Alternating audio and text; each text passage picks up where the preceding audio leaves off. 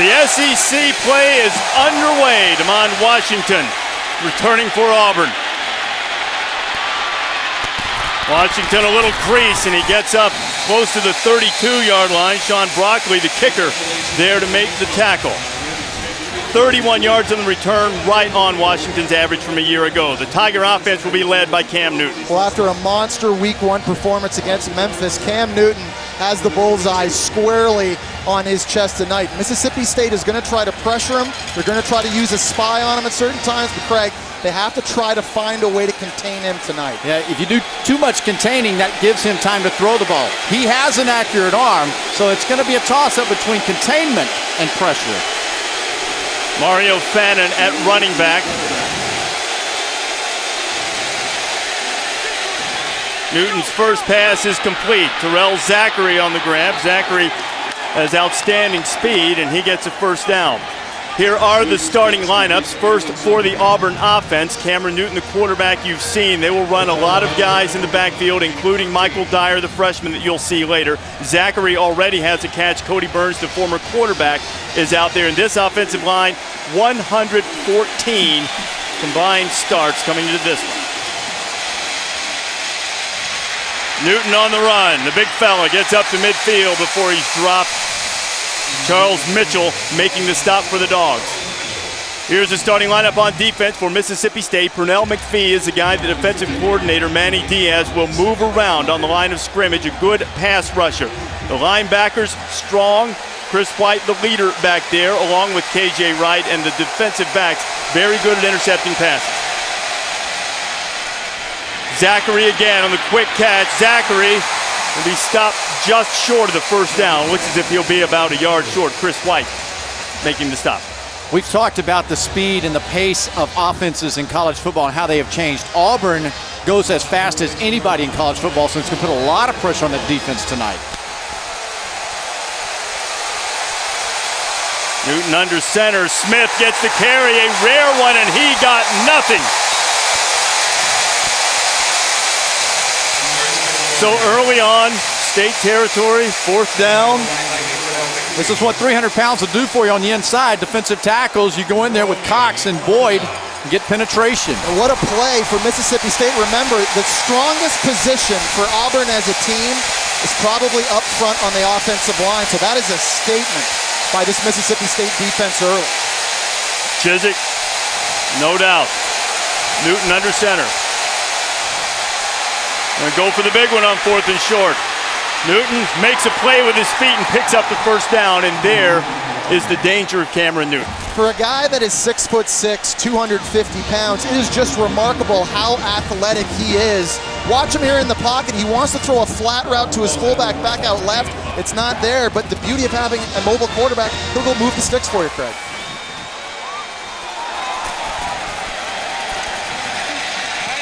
Mario Fannin, his first carry of the night. Fannin is stacked up. About the 37, Chris White again on the stop for the Dogs.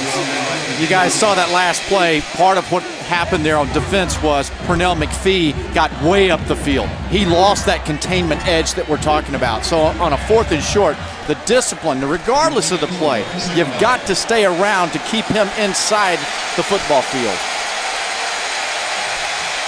Fannin in the backfield. Mario has it again, avoids one tackler. White's back there, and Fannin will be knocked down for a loss. Chris White is everywhere in the early going for Manny Diaz's defense. Lost a pair.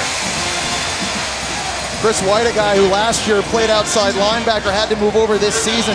Just a nice job scraping down the line of scrimmage, cutting Mario Fannin off, and a nice job wrapping up to allow the game tackle to come. 3rd and 8.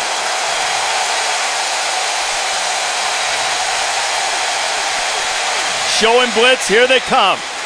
With quick completion. Open field, Emory Blake. Tigers have the first score. 39 yards, Cameron Newton. His 4th touchdown pass of the season. Emory Blake, the sophomore from Austin, Texas, and the son of former quarterback Jeff Blake, making a play in the early going, and less than 4 minutes into the game, the Tigers are on top. I'd credit wide receiver Terrell Zachary for opening this up. Look at the block at the top of the screen. He's able to chop the corner, and that allows Blake the alley for the easy walk-in touchdown. Wes Byram knocks through the extra point. Newton 3 for 3, 56 yards on the drive, including the 39-yard scoring pass to Blake. And just like that, Auburn's offense is struck. Kent State answer. You'll see when you come back.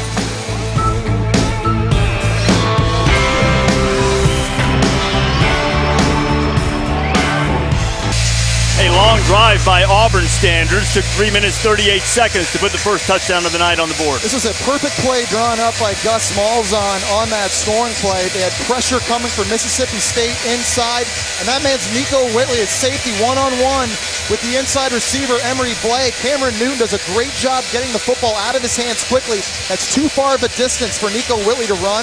That's a walk-in touchdown. And I give great credit to Gus Malzahn, the offensive coordinator. He knows what Camp can handle out there, right? So when he sees the pressure coming from the inside, Newton has been coached up. They went into it 2 different times in that particular series. Newton wasn't confused or faced by it one bit. There is Gus Malzahn, the offensive coordinator, who routinely has put 500 yards of offense up for the Tigers.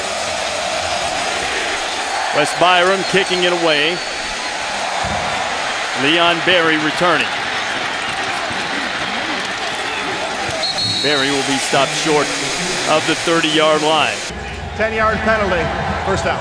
Available in 3D. Had a penalty on the kickoff return, so Mississippi State will be backed up inside its own 20. They'll start the possession from their 18-yard line. Holding call going against Chris Cameron, so Chris Relf will come out to start for Dan Mullen's team at quarterback.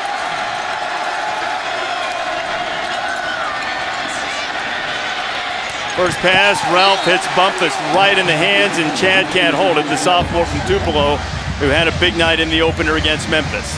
Here's the starting lineup for the Bulldogs. You've already seen Chris Ralph, the junior from Montgomery, which is just a little less than an hour from Auburn's campus. Bumpus, a big play guy, despite the drop we saw in the early going. Arcito Clark, the other receiver. And like Auburn, Mississippi State, a veteran offensive line, 89 combined starts. Bumpus handling it well on the handoff, and he gets close to the first down before he's run out of bounds. The defense for the Tigers, and it has been problematic. Ed Roof's bunch gave up a school record 358 points last year. Antoine Carter is the leader up front. They gave up over 300 yards passing to Arkansas State a week ago. El Toro Freeman gets the start at linebacker. He was a highly touted recruit. Zach Etheridge back from a serious neck injury. Aaron Savage, a 6th-year player in the secondary for Chisholm. 3rd and 4. Good catch by Bumpus, looking for a little room, and Chad will make up for the earlier drop before Nico Thorpe runs him out of bounds. A pickup of 6 and the first down for State. Les Canning, the offensive coordinator at Mississippi State, knows he's got some players on the outside, especially Bumpus, who can get with linebackers and safeties, and it's a big mismatch. Get the ball in his hands. You know, Craig, I love the play calling on both sides so far, allowing the quarterback short, easy completions to try to get them in the rhythm of this football game.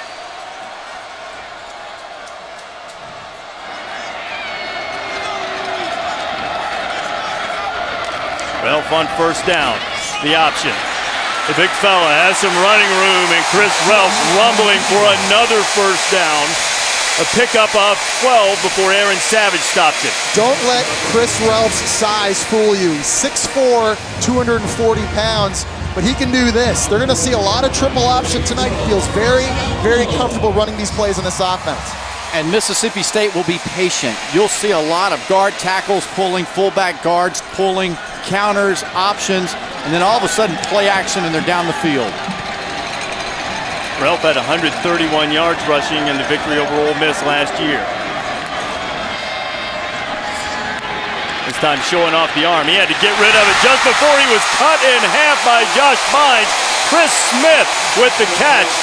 Ralph stood in there beautifully and delivered the football, a pickup of 17.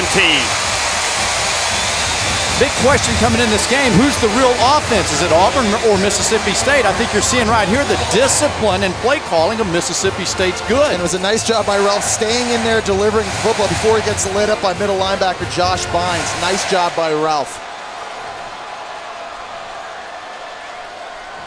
On first down, the give is to Robert Elliott into the game. Elliott coming back from a variety of injuries during his career, the junior from Oklahoma, stopped by Josh Evans. And this Mississippi State offense is night and day different than it was a year ago. Last year they led the SEC in rushing, but they were 8th worst in the country throwing the football. This season, totally different. They can throw it. They are truly balanced on offense.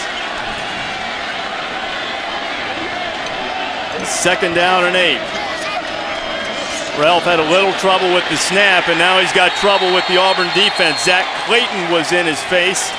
It'll be third and behind the chains for the Bulldogs. Well, I think a lot of the reason that Mississippi State's going to be better offensively is because the players believe in Dan Mullins. You know, he knows how to do it. He's been there. He's done that in this conference. You know, boo-boos like that are going to happen. You just got to settle down because they were worried and concerned that Ralph might be a little too jacked up for this game. I think this is an area of the field from Auburn. You got to be careful. They show exotic pressures and looks on third down. Ralph needs to pick up 13 to keep the drive going. And a man out there and a little stumble from Chris Smith, or else he might have been able to run that ball down. Tasharvin Bell was on the coverage for the Tigers. I think it's outstanding coverage on the outside. Got the foot fire and the foot fault there at the front, trying to get it to slip a little bit, but that's still a nice job of staying and covering his job by Bell. One thing Auburn defensive coordinator Ted Roof told us, the secondary has to play better. They weren't physical as they needed to be last week. They busted a bunch of coverages. Right now, answering the bell, playing very well so far early in this game. And check the receiver on the last play. It was Leon Berry rather than Chris Smith. It'll be Heath Hutchins. Lined up in punt formation for the Dogs. Hutchins driving it inside the 10. Can Mississippi State get it stopped? They do. An excellent punt by Hutchins. Patrick Hanrahan on the play, the 40-yard punt as Cam Newton backed up in the shadow of his goalpost.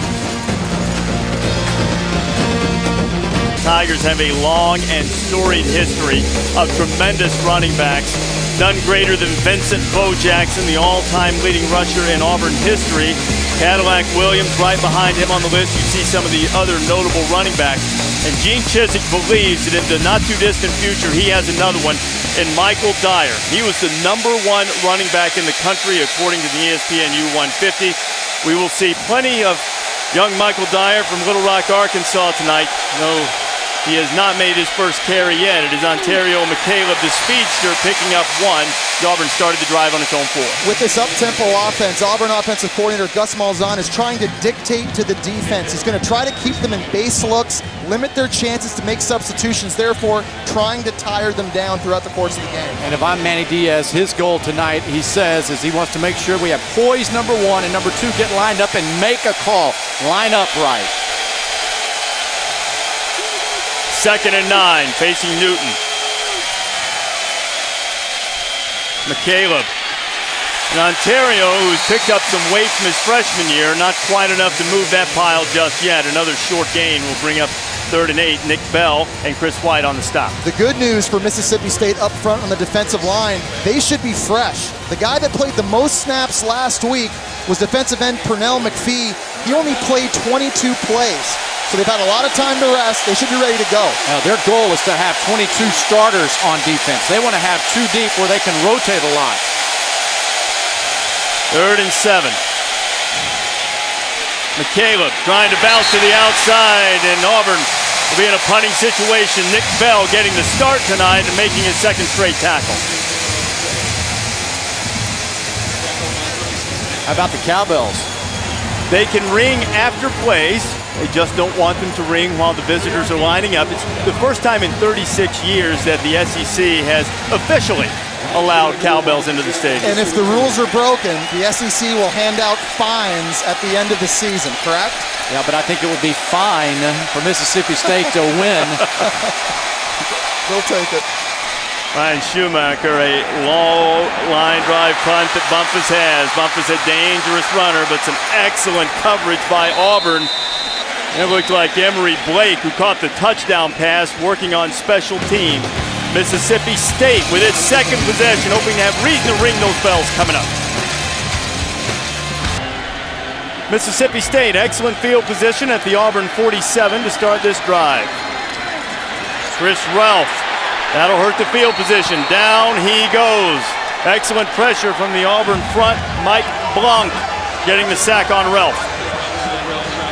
One thing Mississippi State offensive coordinator Les Koenig told us was pressure was great against Memphis last week. How's it going to look against a much bigger, stronger, and more physical Auburn front? Well, that was only a 4-man rush by Auburn, and you see how quickly that pocket collapsed. 2nd and 18. Now facing Kenning and the Dogs. Ralph tried the quarterback draw, and sniffing that out was Nick Fairley, the junior from Mobile, who the coaches say he consistently fires out behind the pads. He can be a dominating defensive lineman. And right now, the defensive line is taking it to Mississippi State's offensive line, and this is a pretty good offensive line up front, but Ralph not feeling, not seeing it down there. Did you see defensive tackle Nick Fairley blow up that double team? They are getting killed right now, the center and guard position inside. 3rd down, and they got to get it to Tupelo for the first down. And Ralph still going backwards. 3 negative plays, and guess who in the backfield again? Fairley was first, Michael Goggins was with him, and State will have to punt it. I was watching Nick Fairley on tape this week, and he just jumps off the page. There's another double team he's able to beat. He's patient, he pulls, uses the swim move, once again in the backfield. Sure makes coverage down the field easy when that's happening, right? Man. You can take care of a secondary and make them look really good.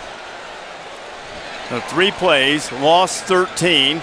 Mississippi State will punt it away. Quindarius Carr back to receive the kick. A little hesitation. And Carr lets it go right through him, and the Dogs are on it.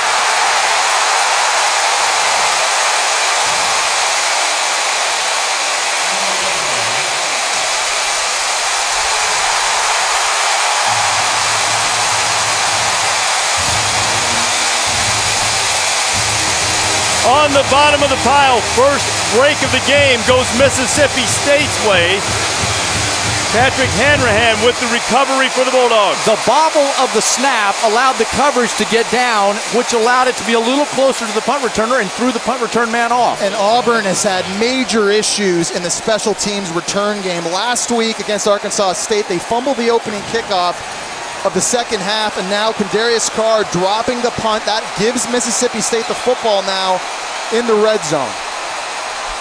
Well, the last offensive series, disastrous for the Dogs. Ralph, shovel pass, got his man, open field for Marcus Green to get inside the 10-yard line. It'll be 1st and goal for the Bullies, a pickup of 11. When you've got a defense that's flying around, Jesse, what do? You take advantage of their over-aggressiveness. And here it is. They're showing triple option. All of the flow of the defense is going to the tailback, and all of a sudden, fullback able to slip underneath. That was tight end Marcus Green on the shovel pass. Nice design. On the 1st and goal, empty backfield for Ralph.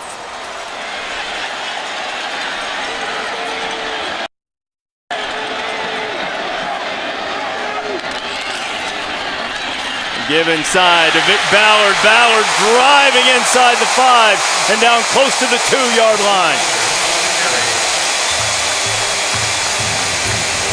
Well, Mississippi State has to replace Anthony Dixon, and head coach Dan Mullen told us, and Anthony Dixon comes once every 10-15 years, but we feel we have a stable of backs that can get the job done. And a great left tackle, Derek Sherrod. That time really coming off, getting 2 good solid blocks. So when you've got a big man up front who can do that, it usually makes a running back look better. No running backs beside Ralph on the 2nd and goal. Ralph going to keep it himself. Chris Ralph on his feet, stretching. Ball might have gotten loose.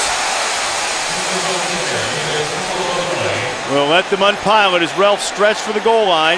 And the officials are signaling touchdown.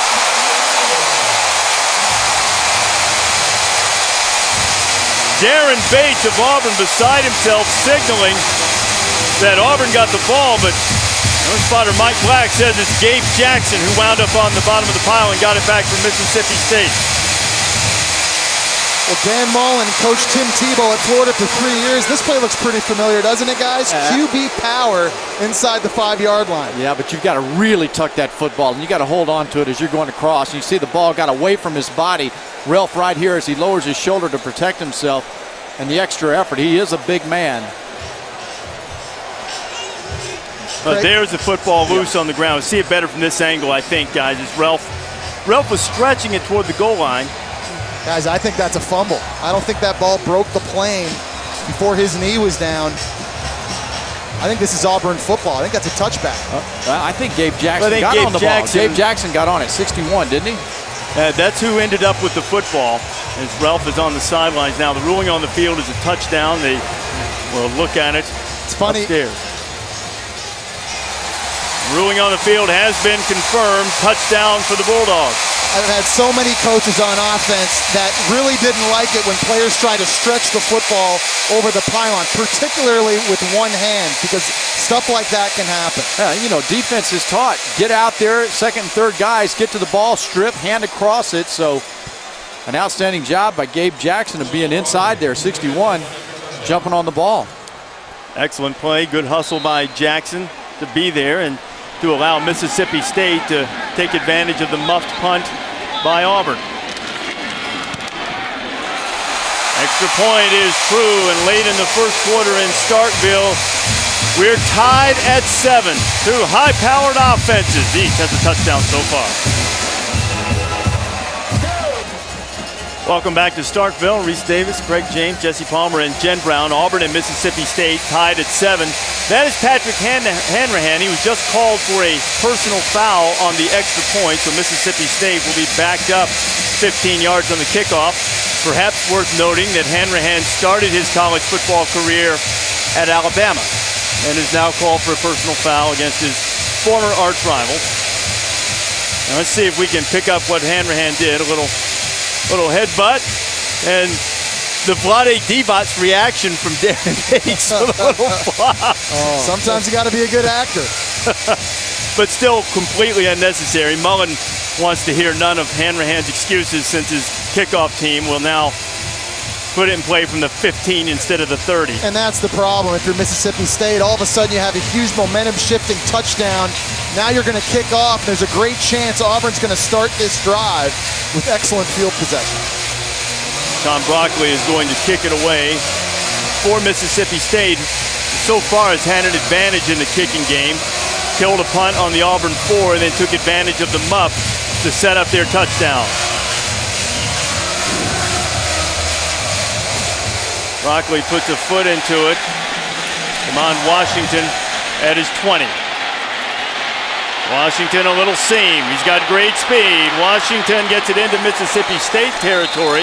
A headgear goes flying, and Broccoli again there to make the stop on the kickoff for Mississippi State. 33 yards on the return. So good field position this time for the Tiger offense, which when last we saw Cam Newton backed up inside his 5, and Gus Malzahn pretty conservative with the play calling backed up in his own end.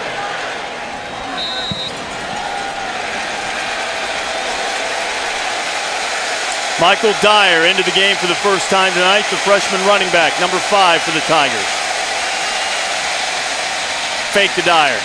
Newton, Zachary complete and a lot of room. Terrell Zachary inside the 35, a first down for Auburn. Corey Broomfield on the stop, but not before Zachary picks up 15. You do not want to give Auburn the football in a short field because they do not take a long time to score points. Last week, 6 of their 7 touchdown drives was scored in 2 minutes or less. Well, and that's a 20-yard cushion. That just can't happen. And you know that Cam Newton is schooled up on those.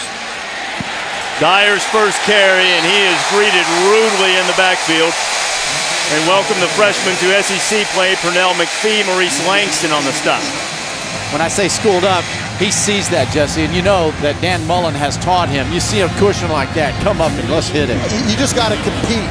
You can't give away yards, particularly against this offense coached by Gus Malzahn. Newton to throw on second down. Wants it all. Darvin Adams is out there, and it's intercepted. Nico Whitley in the end zone. It'll be a touchback.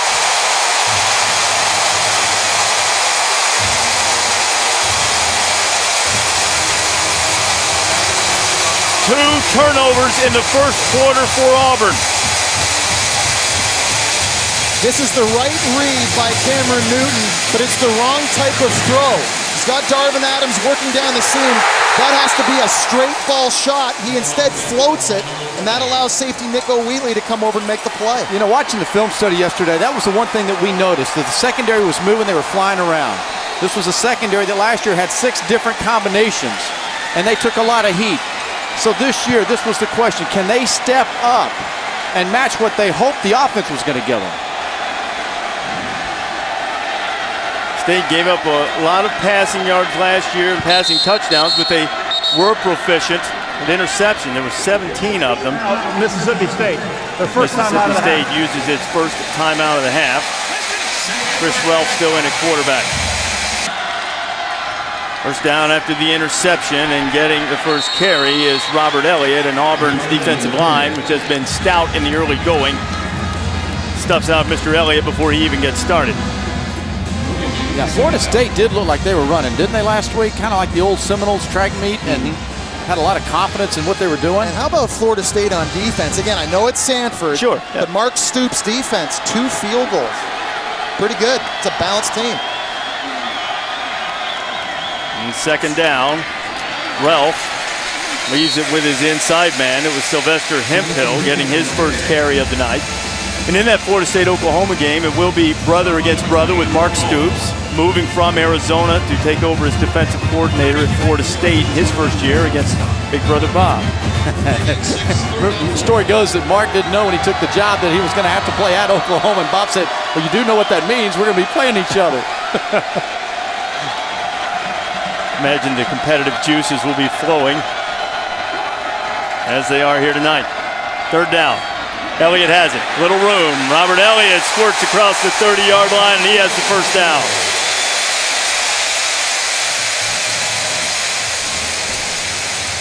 Now this is a bread and butter play here. Right side, you see the pulling that's going to take place. Elliott gets in behind this big guard and tackle. Great execution, and what you have to be mindful of, right, Jesse, is to, down the road, worry about the play action off of that. No question. I think it's this veteran offensive line in Mississippi State right now imposing its will in the run game. They've struggled in protection, but in the run game, they're getting great push. We've seen big plays in the first quarter. The bells are ringing, and we're tied in Starkville. Tyler Russell, the sophomore, or redshirt freshman quarterback, I should say, from Meridian, Mississippi, has checked in for the first time tonight. Russell to throw it. He'll check down. He's got Elliott. Robert Elliott takes a big hit, and delivering it was Nosa Igwe, the freshman, picked up 3. Now, Russell, more of a passer, pure passer type. And probably the most heralded recruit ever to sign at quarterback here at Mississippi State. Tied a school record with 4 touchdowns a week ago. He's got to be poised against a much better defense. Russell again, easy pitch and catch. He's got his man. Get up close to the first down does Brandon Evans. Evans, who had over 100 yards receiving and a couple of touchdowns against Memphis last week. I think it's a good time to put Russell in because your offensive line has set their path. Really, you've got the running game going, so you've got some balance there. And it shows the confidence the head coach Dan Mullen has in his young freshman quarterback. Here you are, monster SEC West division game earlier in the season, tie ball game.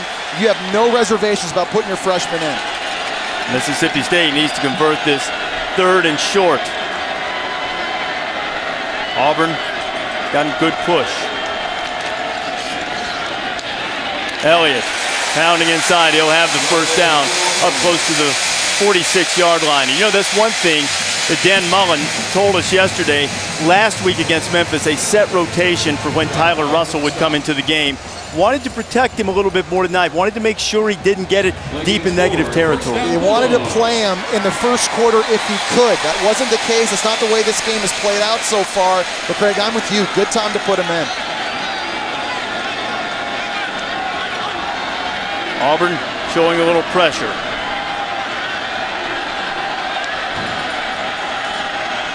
Play clock headed to 5.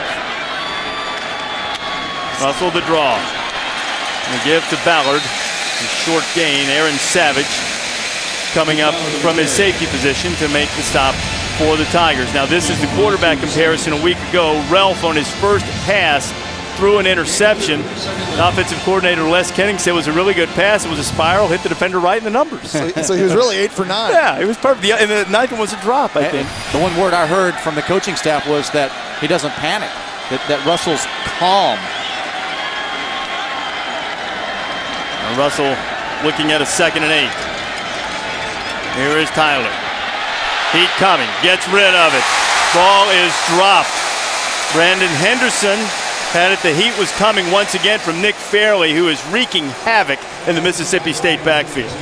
Man, it really shows me something here about the poise of Russell and the awareness of the game. He knows that Fairley's coming and going to hit him. He buys a little time with his feet to deliver the ball. Mississippi State offensively is going to have to find an answer to block Nick Fairley. It might take a center guard. It might take guard tackle. The back might have to help. Somebody has to help because he is blowing it up right now in the backfield.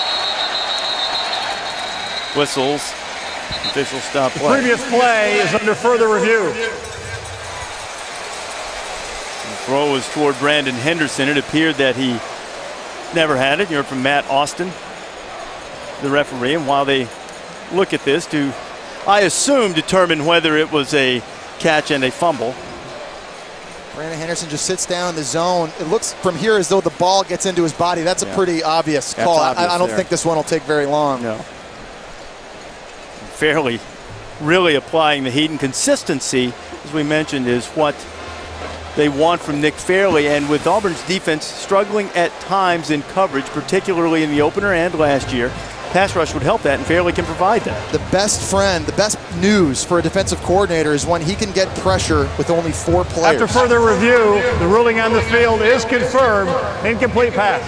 3rd down. And that is what Auburn's been able to do tonight. They haven't had to sacrifice linebackers and safeties to get pressure on the Mississippi State quarterbacks. Yeah, but you know, when you've got 4 committed up there, that's why Mississippi State's had a good job of running the ball at times. So I think they're going to go back and be balanced with that. Yeah, you know, I think this coaching staff has to take a hard look and just understand, hey, we're beating them off the ball when we're running the football. Let's stick with that and wear these guys down.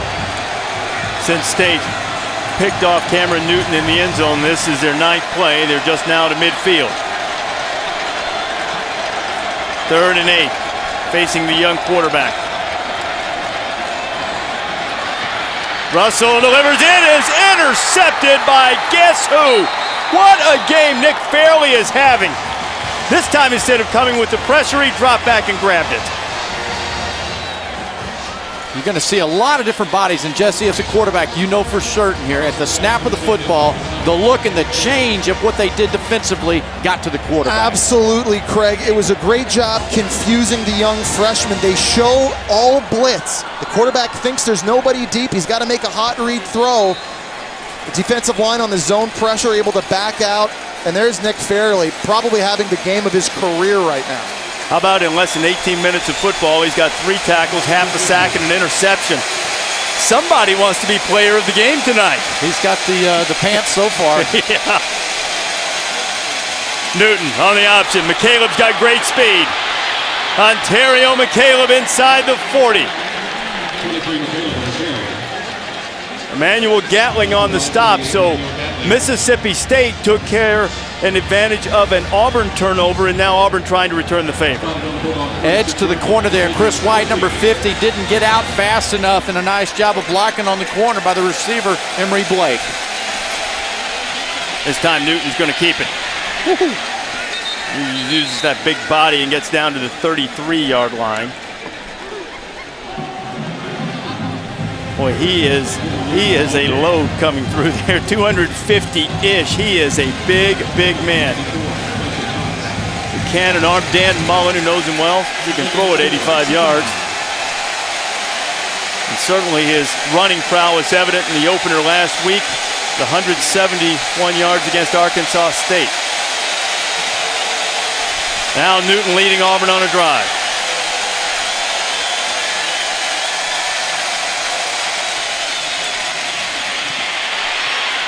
Dumps it down to Blake, who caught the touchdown pass earlier, and Emory Blake stopped by Emmanuel Gatling, the former walk-on. Now a senior, the chemical engineer major, there to make the stop for the Dogs. I think that's an example right there of what the defensive coaches were talking about Mississippi State.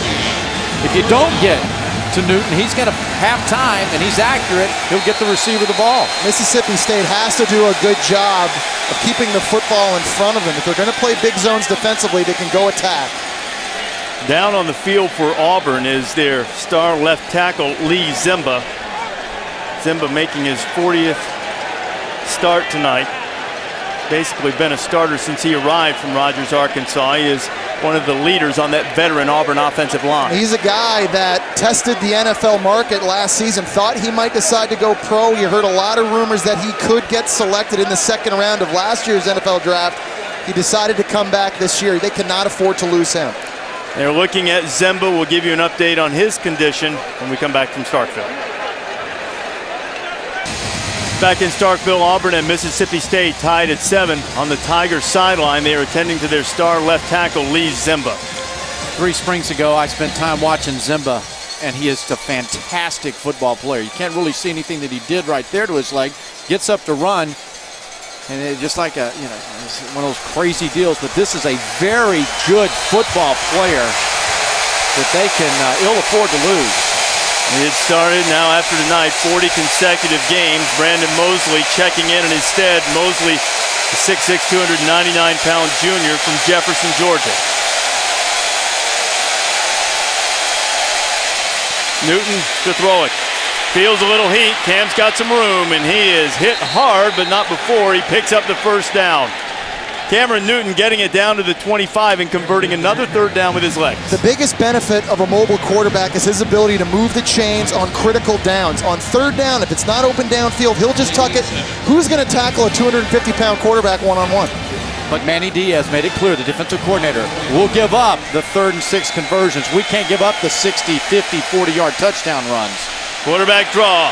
He may give up one here as Newton crashes inside the 10. It'll be 1st and goal for the Tigers. 17 yards on the carry before Whitley knocked him over. Yeah, you see the right guard, Byron Isom, when he pulls around here. You got the fullback running up in there, Smith. When you have traffic like that, Jesse, I mean, you might be able to go back out and do that. Yeah, well, when I was playing quarterback, if I got into the secondary, I was sliding. You see Cam Newton, he's just running guys over. He's by far the biggest player on the field once he's into that area. A peek at Manny Diaz, the new defensive coordinator here. Football is on the ground. Newton trying to get it back, and Cameron does. A missed exchange between Newton and Mario Fannin, and the scramble by Newton saves Auburn from disaster in the red zone, a loss of 4. It's amazing how many problems we've seen around the country early this year with the quarterback-center exchange. Florida had a lot of issues. North Carolina gave up a big safety. Here already, Auburn, they're having problems QB running back exchange. Yeah, that's just that read right there. Yeah. Newton didn't want to give it up. Ball carrier wanted it. Couldn't come to an agreement. 2nd and goal. Heat coming, got a little screen set up. Terrell Zachary, he put it on the ground and grabbed it. There's a flag flying. It was thrown in the direction of Mike Berry, the left guard. Terrell Zachary was the guy who made the catch.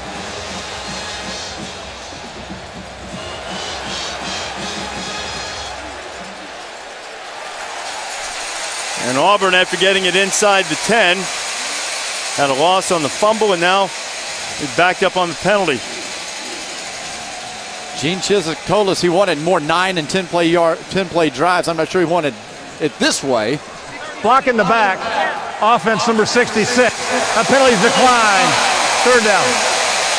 So Diaz and Mullen will take their chances. Auburn looking at a goal-to-go situation, and rather than giving them 2 plays, they're going to try to give them 1 from just inside the 13-yard line. It'll be 3rd down. Mullen exhorting the crowd. Tigers needing to get it to the end zone. Blitz coming. Newton, a dart, touchdown Auburn. Darvin Adams. You want to see some arm strength? How about that P that Newton shot in there?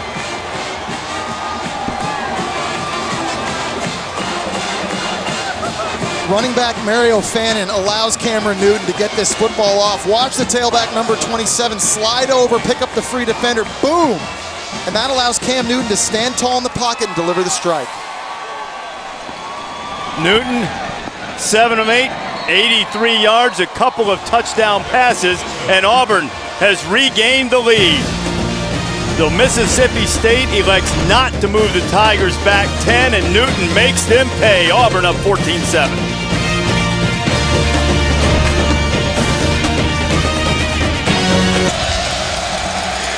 Wes Byram kicking off after the Auburn touchdown. Chad Bumpus has it for the Dogs. Bumpus trying to get back to the 20, and he won't even make it to the 15. Excellent special teams coverage by the Tigers. Chris Relf coming back in the game. I like that, Jesse. You know what? You gave Russell a shot at it and lathered him up, but single back is Hanrahan. Relf keeps it on the option. Chris Relf with a good gain. He'll have a first down out close to the 24-yard line. And Relf pausing momentarily after getting hit by Darren Bates. He picked up 12. Chris Relf is from Montgomery, Alabama. The coaching staff told us he's had big eyes all week in practice. He's been anticipating this game against the team he grew up watching. Again on the option, and Hanrahan will keep it. He gets up across the 30. You know, Relf, we were talking to him about how many people that he had, friends, family, coming to the game, and he just kept naming them. My parents, my sister, my friends. He has at least 8 here.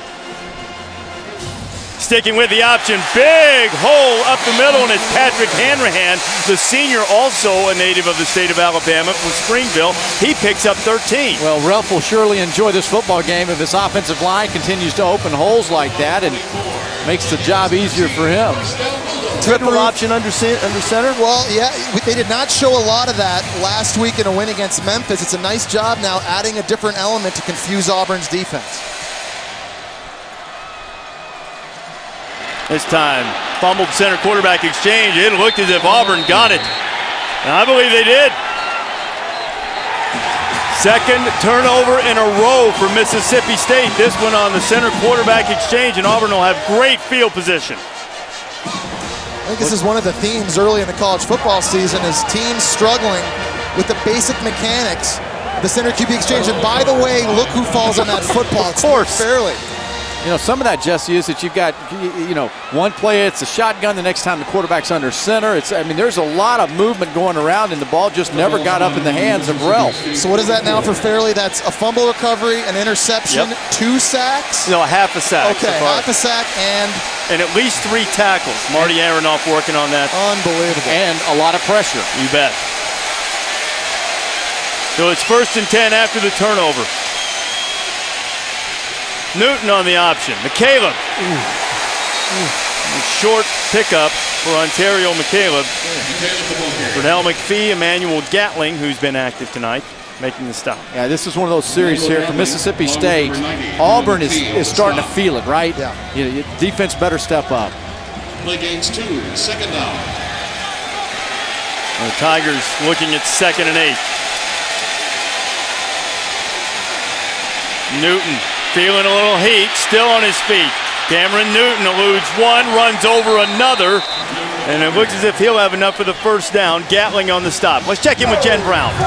Thanks, guys. I have an injury update of left tackle Lee Zimba. I watched him. We saw him kind of be carried off the field. They evaluated him on the sideline. They were checking out what looks like his right knee. He will not be returning to the game at this point. They are going to evaluate him at halftime to determine whether or not he can return. Reese? All right, Jen. McCaleb. Lots of running room for the speedy Ontario McCaleb, and he gets it into the Mississippi State red zone, 18-yard line. Big pickup for McCaleb of 15. His replacement, Brandon Mosley's got a big job to fill there, 75. Watch the left side of the line of scrimmage coming down with block, caves everybody down inside to get the corner for the back. It's 2 drives in a row now. Mississippi State had momentum driving the football. They turned it over, and Auburn so far has been able to capitalize. Wildcat formation, Cody Burns taking the snap. Burns going to throw it for Cameron Newton, and the former quarterback who lost out in the competition last year to Chris Todd. trying to throw a touchdown pass to Cameron Newton. You know, we were talking to Gus Malzahn earlier this week about Cody Burns, who is an Arkansas native, as Malzahn is, and he said it was one of the hardest things he'd ever had to do in coaching was to tell Burns he'd been beaten out for the quarterback spot. Cody Burns played at Northside High School. That was a rival of Gus Malzahn when he was at Springdale in Arkansas. He said he's very competitive, but he's a leader, and he's taken on and accepted his responsibility at wideout now. 2nd and 10 after the incompletion from Burns. Newton, quarterback draw, opens right up the middle, and he'll be down to about the 11. K.J. Wright able to get the big quarterback on the ground. It'll be 3rd down. Wearing number 2, it's easy to compare Cam Newton to Terrell Pryor. Absolutely. But there's a major difference between these two football players that you can noticeably see, and that's that Newton will lower his shoulder and bring the wood. And that's why Gus Malzahn is not afraid to dial up run plays specifically for Cam Newton to carry the ball. Designed runs. Gus Malzahn told us, I've never coached a quarterback like this before. He's got different elements. He provides different intangibles that allow me to open my playbook in different ways I've never been able to do. Newton's carried it 8 times for 50 yards tonight and converted 3 first downs. So Auburn will call the timeout, talk it over, looking at a 3rd down and 4 inside the state 15.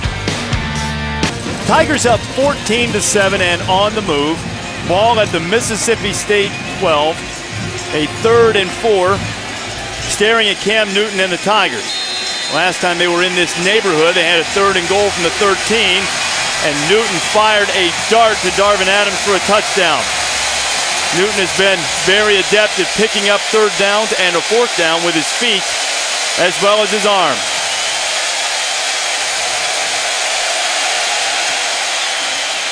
Flag flying, Newton running, Newton a 1st down to the 5, but let's see what the flag is. It's on the ground at the 17-yard line.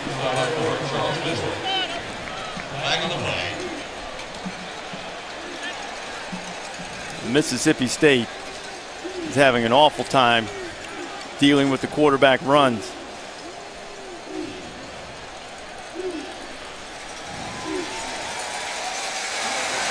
Illegal formation on the offense. 5 men in the backfield. 5-yard penalty. Repeat 3rd down. Well, Auburn will have to do it 5 yards farther away.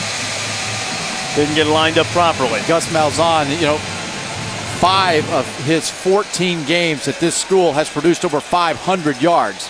I mean, the previous 40 games, they had not gotten to that point. 0 of that, right? No 500 yards. Zilch. So he knows how to get players into position to be successful. Now it's up to Mississippi State's defensive coaches. They got to figure out a way to stop that quarterback run. 3rd down. Here comes another pressure look by Mississippi State. Pretty long 8 for the Tigers.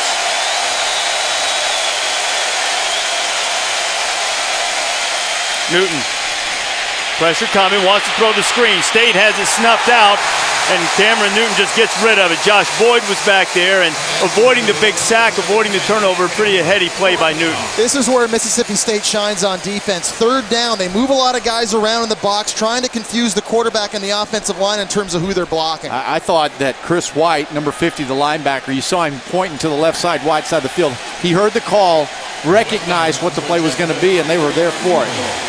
Wes Byram attempting a 34-yard field goal. He has made 8 consecutive field goals dating back to last year. And you can make it 9. And Auburn takes advantage of the turnover. They had a field goal, and the Tigers are up 17-7 in the 2nd. Here's Aubie looking in the background. Wes Byram prepares to kick it away for the Tigers. Drive Leon Berry to his goal line. Berry across the 20, and he gets stuck. That is the freshman Craig Sanders. Aflac! The answer to tonight's Aflac trivia question: what team nickname most common among FBS schools? Got a quick guess? Tigers. You'd be right. Auburn, Clemson, LSU, Memphis, and Missouri, all Tigers. Bulldogs coming in 2nd place with 4. I've heard if you count all of college football together, every division, the answer is Eagles. I'm glad you were really paying attention in the meeting. 55 schools. Excellent memory by you. Chris Ralph. Scrambling, Ralph's got a little room. The Mississippi State quarterback is going to be about a yard short of the first down. Almost in every game that I watched last weekend, the absence of a quarterback's ability to run was real noticeable. Texas and Florida, they lost their guys that could run. Look what Denard Robinson did for Michigan. These running quarterbacks, the pressure it puts on a defense is just, you can't account for the guy. 2nd and 1. Ralph riding Ladarius Perkins. He is the fastest Bulldog, and he's across the 40-yard line. Nifty feet through traffic for the young back. Probably the fastest player on this football team. Dan Mullen's going to find ways to get the speed, the football, right here, doing a nice job with his vision, being patient, and then getting north-south. Oh, Mullen, one of the top young offensive minds in the game. Worked with Urban Meyer at Florida for a number of years, and also at Utah. Tutored Tebow and Alex Smith. Working with a 2-quarterback system here at Mississippi State. Seeing more of Chris Ralph tonight. Perkins has it again. Ladarius is going absolutely nowhere. El Toro Freeman, the bull. El Toro with the stop. I think they'll have a 2-quarterback system for a while, but at some point you get down to where you're going to have a quarterback. I think no matter who's in there, Craig, ball security has to be a premium now for Mississippi State. The last 2 drives, they've turned it over. That's led directly to 10 Auburn points. Ralph on 2nd and long. Holding it a long time, now firing a wide open Chad Bumpus, but he can't hold it. Ruled incomplete. Bumpus had some room in the middle of the field in that Auburn secondary, but Ralph not quite on the money. But he knew where to go with the ball, right? He kept waiting on the post to get there and gave the patience, and Bumpus with the throw just to throw a little bit off. Well, this is an offense that tries to get Chad Bumpus and Brandon Heavens, 2 slot receivers lined up against bigger linebackers and safeties. On that play, big zone coverage. Bumpus able to find the open field, but not able to throw an accurate football. 3rd down for Ralph. Good protection, ball swatted away. It'll be 4th down. Zach Clayton with the deflection for the Tigers. So the Auburn defense rising up here, and now with 2.5 minutes to go, Auburn won the toss, elected to take the ball, but they do have a chance to put another score on the board before Mississippi State gets it to open the second half. And if the Tigers could do that, then the Bulldogs would certainly be in dire straits. Keith Hutchins to punt it away from Mississippi State. Quindarius Carr deep for the Tigers. Oh, rugby style. Carr is going to let it hit. It'll roll inside, and he touched that at about the 14-yard line. Let's check in the studio with John Saunders.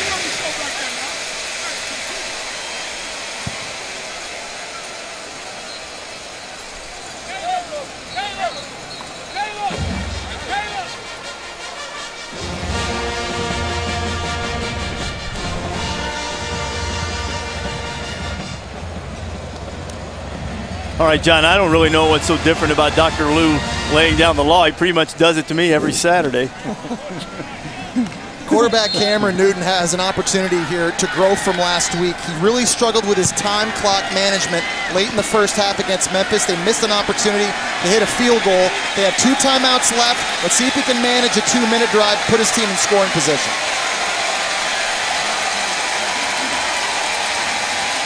Auburn has it at 14.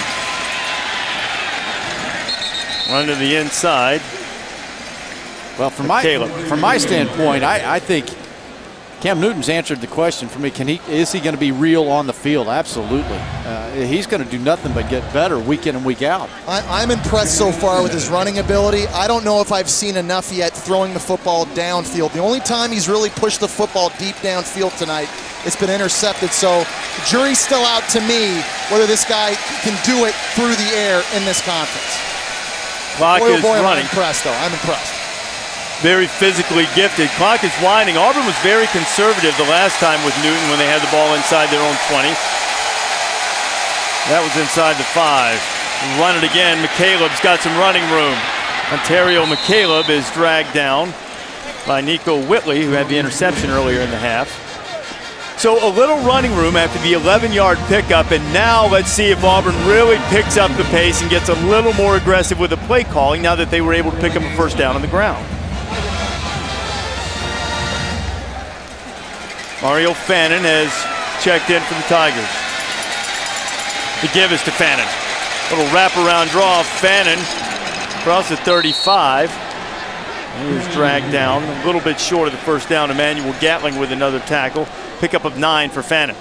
Gus Malzahn has so many different plays, so much they can do to create the eye candy that makes the defense fall asleep over there. If Newton takes a shot, instead he'll run it himself. Cameron Newton has the first down, and he is knocked down at the 45. Whitley again among those on the stop. Another 9-yard pickup for Cameron Newton. Now timeout called with 41 seconds remaining in the half. Here is Lee Zimba, the starting left tackle for the Tigers, who was injured in the first half. Jen Brown reporting earlier it appeared to be an injury to his right knee. Didn't return immediately, and they're going to check him out at the half. Zimba is a kid whose parents both went to Auburn. He was an Auburn kid, though he was from Arkansas. The recruiting process was pretty much a done deal once the Tigers offered, and he has been a stalwart in that offensive line for his entire career, now making his 40th consecutive start tonight. So after the timeout, Auburn's picked up a couple of first downs on the ground. Cam Newton has run for 5 of them tonight. See what Gus Malzahn has dialed up. Newton is going to throw it, and he does push it down the field, and he was looking for Emory Blake, who caught the first touchdown pass of the night, and Whitley was on the coverage. Not complete, but definitely puts the fear in there. And for Lee Zimba, you know, I think we all hope that he does and is able to come back and play. But Brandon Mosley, his replacement there, 75, has done a nice job. We haven't seen his guy making plays. 2nd and 10 after the incompletion. Newton again on that wraparound draw. McCaleb has it, and he has running room. Ontario McCaleb was about an inch or two away from being one-on-one with one man to beat. Corey Broomfield made the stop after the pickup of 12. The risk you take when you force pressure is sometimes slow developing plays like draws or screens can run right by you. Gus Malzahn again with the perfect play dialed up. Newton, quick fire, incomplete, looking for Blake again. I think if you're Auburn right now, you're trying to get into or around the 30-yard line to allow West Bynum a makeable 47-yard field goal here. I think that'd be a goal right now for Cam Newton. Last week, at the end of that second quarter, they had 17 seconds to go. So this is in that same range of clock management for Newton. Tigers do have a timeout left. Byron, by the way, is career long, a 52-yarder, so he'd have a shot if they could get it to the 35.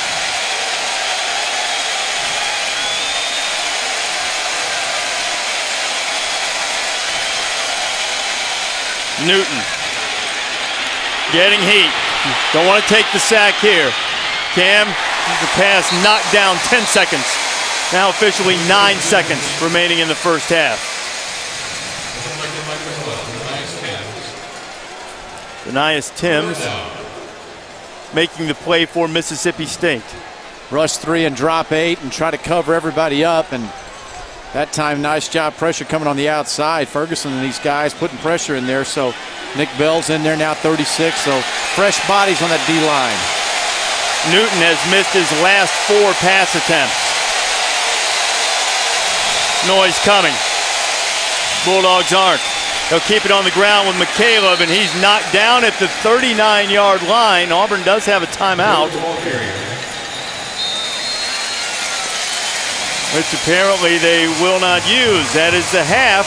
So perhaps a curious bit of end of the half play calling by Malzahn, being very conservative with the new quarterback despite his immense physical gifts. But as it is, Auburn's still very productive. You're watching the SEC on ESPN. Starkville, Mississippi, the site. Davis-Wade Stadium at Scott Field. Auburn with a 17-7 lead on the Bulldogs at halftime. Just about to get set to start the third quarter. Reese Davis along with Craig James, Jesse Palmer, and Jen Brown. First half, Auburn very productive at times, sort of the Home Depot coaching adjustment. You got to keep number 90 out of the backfield if you're in Mississippi State. You know, when I had to go back and look at my notes again, I was like, is this really a good offensive line at Mississippi State? This is the team last year that crushed people on the ground. So maybe, Jesse, you get back to running it because surely you can't get away from him when you go with the ball on the other side. You're right, Craig. Mississippi State has to find a way to neutralize Auburn defensive tackle Chris Fairley, whether he's been in the backfield, messing up quarterbacks, running backs, dropping in the zone blitz schemes, intercepting passes, or falling on fumbles. Mississippi State has to find a way to keep him uninvolved. And if that means taking a center and a guard tackle, cut blocking him, or getting a back involved, you got to find a way offensively. What number was Ndamukong Suh last year? I think he was 93, but in the first half, Nick Fairley looked a lot like him. He was all over the place with 3 tackles, half a sack. He intercepted a pass, recovered a fumble, and generally wrecked the first half for Dan Mullen's team. Fairley, a 6'5", 298-pound junior out of Mobile, Alabama. The guy that the coaches believe if he continues to bring that type of intensity, he can be a dominant, big-time, all-conference type of performer on that defensive line. He certainly did it in the first half. Auburn got the ball to start the game. They'll kick it away, and Mississippi State really needs to get a little offense going. While they came up with a stop late in the half, they've had a lot of trouble containing Cameron Newton. You consider right now for Mississippi State on this drive, big to go find points. Mississippi State has only scored 7 points in tonight's ball game, and that's because they were able to recover a fumbled punt inside Auburn's red zone. They got to put a drive together, and it's got to start now. Second half is underway from Starkville. It will be Leon Berry returning the kickoff for the Bulldogs. Berry's got a little seam, and he'll get across the 35. Good starting field position for the Bulldogs. Let's check in with Jen Brown. Thanks, guys. I talked to Coach Chizik after the half and asked him what he needed to do on offense and defense to really get this team going. They're only up at 17. They have 17 at the half, excuse me. He says they need to have sustained drives on offense, that they can't keep on getting these penalties that are pulling them from getting 7 points, and they're only ending up with 3. And I did talk to him about defense. He said they need to get the ball, and they need to be off the field on defense. Guys? All right, Jen, so Mississippi State will start first, and let's see how much they try to run it at the Tigers. Option. Chris Ralph cut it back inside and paid for it. Jonathan Evans was there, Josh Bynes as well. They averaged 5 yards a carry last week, but that wasn't Auburn, right? And you know what? And they averaged 227 a game last year. Don't shy away from it. You know, it's interesting. If you have to take 2 players to block Nick Fairley, that big defensive tackle, that frees up linebackers to roam around unblocked as well. It's a pick-your-poison dilemma right now if you're Mississippi State up front on the offensive line. They haven't really found a back that can move the pile as Anthony Dixon did last year either. Second and 9. Ralph over the middle, has his man. It's Ballard out of the backfield for the catch into Auburn territory.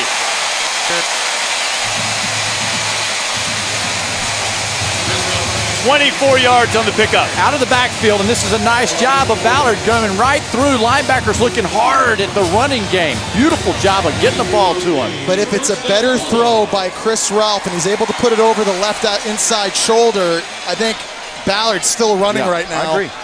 For a touchdown. But backing him up just a little bit, getting the pass to him. Ralph, quick to Bumpus. Bumpus. The shifty receiver, Ted Bumpus, marked out of bounds at the 32-yard line. Chris Smith got a good block on the 8-yard pickup.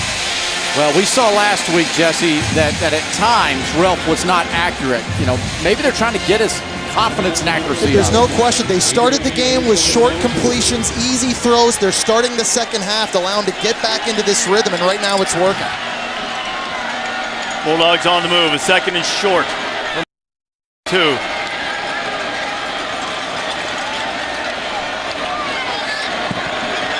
Play clock inside 10. Ralph. Quick out, complete, first down. The grab by Chris Smith, who had the good block on the previous play, rewarded with the ball this time. The advantage of having a quarterback who's mobile like Chris Ralph, defenses are afraid to send pressure. You don't want to get gashed on a quarterback run play, so that opens up some windows in this passing game. Ralph, the most experienced quarterback in Mississippi State. Doing the hard count. We've only seen Tyler Russell briefly in this game. Low snap, a little trouble on it, and Nick Fairley just threw down Robert Elliott for fun, but Ralph ended up keeping it after the near botch on the handoff in the backfield. Well, you know, now what are we seeing? 2, maybe 3 exchanges that have not been good from the center to the quarterback. Zach Clayton is back there. Fairley just sorting them out until he finds the one with the ball. On the option. Ralph inside the 25 and down to the 20. He's going to be about a yard short of the first down. Aaron Savage, the 6th-year safety for Auburn, making the stop. It's not very often you see a football game with 2 quarterbacks as big as Cameron Newton and Chris Ralph running with so much ability. That's the first time I've seen Ralph show me that he has the speed to run like that. So, hey, let it go. Cut it loose. And he's 240 pounds. Ish. Maybe a little more. Yeah, I think we easily have 500 pounds of quarterback here tonight between Ralph and Newton. Ralph under center on the 3rd and 1. Going to go up top to throw it, and he throws it to his fullback, Patrick Hanrahan. Made a very nice catch. It'll be enough for the first down. And Savage, who has missed the last 2 seasons, missed 08 with a knee, 09 with an Achilles, there to make another tackle for the Tigers.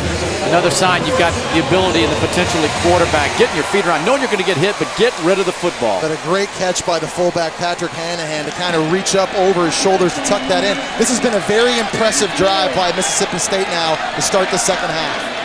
Ralph's hit all 4 of his passes. 8th play of the drive coming.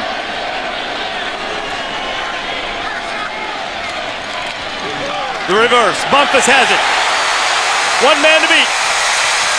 And Savage gets him out of bounds. Been setting that up for a while, Jeff. Here's the evolution of this offense. Dan Mullen's been showing you speed option, getting the flow of the defense going one way, and all of a sudden, whoop, little reverse to the receiver. Well, the number 90, Nick Fairley, original play side, right where the pitch went to, he was in the backfield 3 yards. So you've got a very aggressive front right now, and I think that the play calling has taken advantage of Auburn's front 7 getting after it. On 2nd down and 5, State's emptied the backfield. And here comes Ballard. Quick pass again. Bumpus has it again. Gets a good block. Bumpus headed for the pylon, but he's knocked out of bounds just short by Devon Washington. Leon Berry and Chris Smith, an excellent job paving the way for Bumpus. And that receiver has to have the confidence. Bumpus has to have the confidence that his receiving teammate is going to make this block. Defensive coordinator Ted Rue for Auburn told us that last week the DBs were getting Velcro to wide receivers, blocking them. On this play right here, a lot of white jerseys on the ground, and that allows Bumpus to use that speed to get outside. The secondary of Auburn has to find ways to shed these receivers blocking them so they can make tackles in space. Otherwise, Mississippi State will continue to take advantage of that. 1st and goal inside the 3. Ralph is 5 for 5 on the drive, and Mississippi State, a little confusion on the play call, and the First Bulldogs time out of the half. have to burn a timeout. But you don't want to make a mistake here. An opportunity to get back in it. Opening drive of the second half. Bulldogs have a 1st and goal. Mississippi State has a 1st and goal from the Auburn 2. Opening drive, second half. Chris Ralph, jump pass, Tebow-esque. Oh, he dropped it! He had Marcus Green for the touchdown, and Green, it floated up there like a balloon, and he just couldn't haul it in. A great call, Tebow-esque. Can't finish the play off, though. The hardest ball in the world to catch. Marcus Green, usually reliable, a guy on the Mackey Award candidate list. That won't prop him up the ladder. In fairness to Green, I think he was anticipating this ball to be a little bit more of a line drive. Neither punters had the hang time that pass had tonight. But you still got to catch it. Yes, indeed. Dogs keep it on the ground. Vic Ballard stopped just short of the goal line. It'll be 3rd and goal. You know, and after Green bobbled that one too, he was probably fortunate that Aaron Savage didn't get the deflection and snuff out the drive for Auburn. That time I watched big Gabe Jackson, 61 over there, 305 pounds. He got a little push. There's no surprise right now. If I'm Mississippi State, this thing is being pounded right up the middle.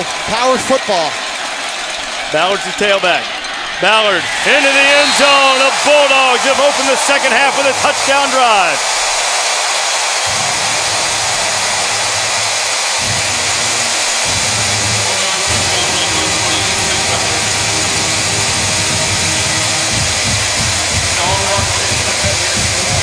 Game on in the SEC on a Thursday night, gentlemen.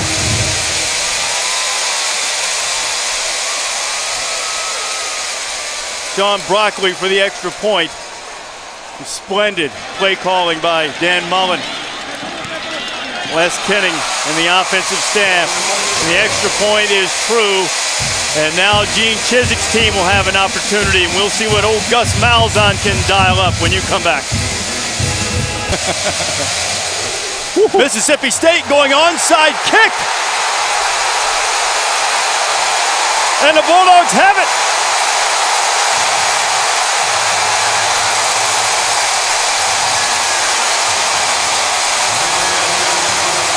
Dan Mullen channeling his inner Sean Payton and going with the onside kick. Dan Mullen feels that he had the energy and the momentum back on his sideline. He wants to keep him. An outstanding, gutsy call. It's the first game in conference play, and this is how you go out and take a game. They understand they got that crowd moving behind them right now, don't they? And here's the risk. You do not execute this. Now you give Cameron Newton the football back deep in your own end. What a call in the first division game of the season for Dan Mullen. So Ralph and company back to work. Chris Ralph up top, it's too high and almost picked off by Zach Etheridge. Bumpus got a hand on it, but Etheridge, who is returning from a very serious neck injury a year ago, landed hard and a little bit slow to get up. It appears to be just a cramp. And they'll check on Zach Etheridge. Etheridge in the game against Ole Miss last year cracked a vertebra, the C5 vertebra, while making a tackle against the Rebels in a game against Auburn. He started 33 consecutive games before being hurt on this play. He also tore ligaments in his neck. And for a while, it was uncertain how much mobility Zach would have, and then once he regained the mobility, the question became, would he play football again? And for Etheridge, there was never a question. Now, the doctors told him nobody had ever had this type of injury and come back in 1 year. Here's Zach Etheridge is back on the football field in less than a year, making an impact, and thankfully, great to see him running off. It appeared to be, from our vantage point, just a cramp. He is certainly a leader in that Auburn secondary, and Gene Chiswick, Ted Roof both said it was absolutely chilling last week in Auburn when they announced his name in the starting lineup and the roar that he got from the Tiger faithful.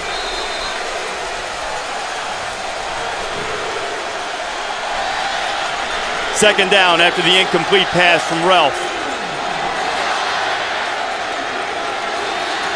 Chris going to throw it again, and this one is wide of the target. He was looking for Robert Elliott. Jen Brown, you a little bit more on Zach Etheridge's return. Thanks. You guys were talking about his determination and his fire. And interestingly enough, I talked to the trainer, Clark Pearson, before the game about his rehab. And he said the most amazing thing was this guy's determination. He came in 3-4 times a day to go through all of the strength and flexibility to build up his neck muscles. And he said that is the reason why this guy is on the field, is his determination, which he's not really seen in a player that much. Jen, he's certainly been an inspiration. Ralph bobbled the snap and got it out of there quickly and threw it low. So 3 errant passes after the recovery of the onside kick from Chris Rowe. Well, here's a Mississippi State offense that has had a lot of success tonight running the football. You get a great call by Dan Mullen, get the onside kick, and you come out and you throw it 3 times. Man. And now you're punting the football right back. I tell you, that's one of those where, you know, it's maybe easy to second guess from up here, but they certainly didn't take advantage of a great opportunity. You know, that Auburn defense had been on the field for 12 plays in the previous drive, and they give them a 3 and out. Good stand from the Tiger defense. Pressure coming from Auburn. Hutchins gets it out of there. When Darius Carr makes the fair catch, he muffed one earlier tonight to set up a state score. Back in Starkville, Mississippi State back in the game. Second half touchdown. It's now 17-14. Auburn and the Bulldogs very aggressive in their approach, Craig. And they had to be, right? I mean, this was a team that came out of the locker room down 17-7. The coaching adjustments in here. You had a guy up front, Nick Fairley, that was dominating the offensive line. So you go with a little misdirection. You do a little Tebow-esque work in the end zone there. Didn't work, but then come right back, Jesse. The coaches had to somehow slow down Auburn's defense. The one word everybody associates with Dan Mullen here at Mississippi State is excitement. That's not just recruiting. It's not just getting the fans involved here, but it's the play calling as well. Auburn's first snap from scrimmage in the second half. Over 7.5 minutes into the quarter. Ontario McCaleb hunts and picks his way. He picks up about 3. KJ Wright on the stop. You know what now? You make a point there, Reese. First snap, so they've been sitting over there.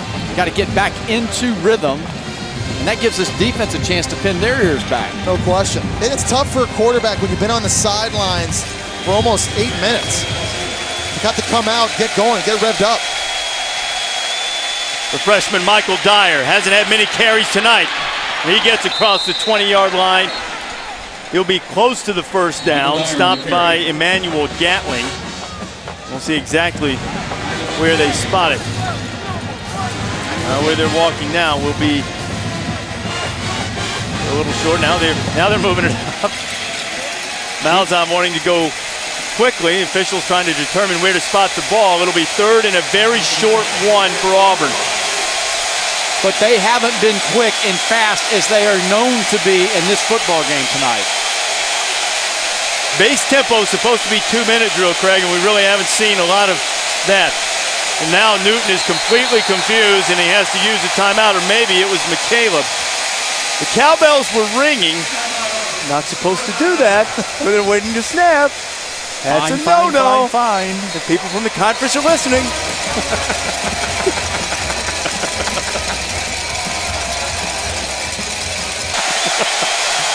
3rd and 1 for the Tigers. I hear a few cowbells. So does Cam Newton, apparently.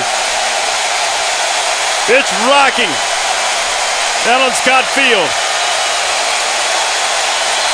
Newton, again, the first down. Big Cameron Newton plowing his way up to the 28-yard line. Chris White gets him down, but another conversion. His 6th first down rushing tonight.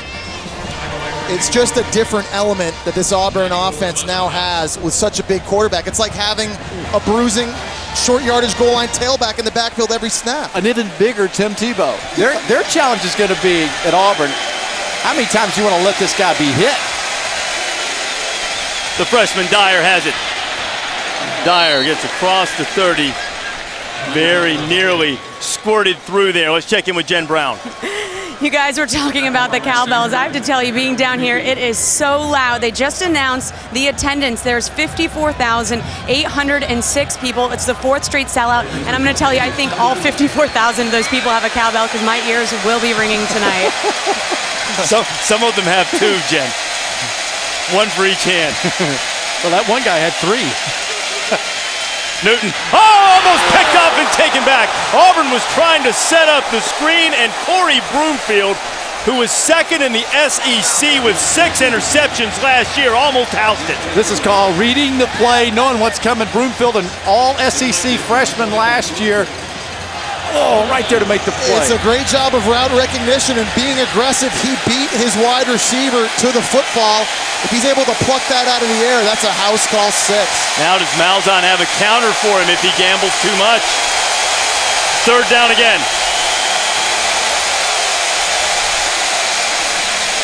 Newton, plenty of time. Down the middle, Darvin Adams, who had a touchdown catch earlier, a first down. And Newton, after missing his previous 5, fires a dart for 18. Mississippi State likes to bring pressure on third down, but because Auburn's been able to handle it all night long, now they decide to lay back. They only bring 3. Look at all the time Cam Newton has to complete that. The old game, 1 Mississippi, 2 Mississippi, 3 Mississippi. Dyer's got it. Freshman picks up 1. He was the #1 running back in the country according to the ESPNU 150. He reminds me a lot of Maurice Jones-Drew from Jacksonville, the Jaguars. You know what? He's 5'9", but he's 215 pounds. He's got short little legs, but he's a load to bring down. He just keeps that low center of gravity. Tough guy to tackle.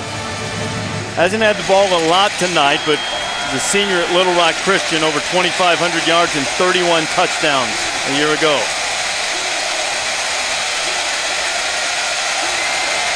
Second and 9, facing Newton and the Auburn offense.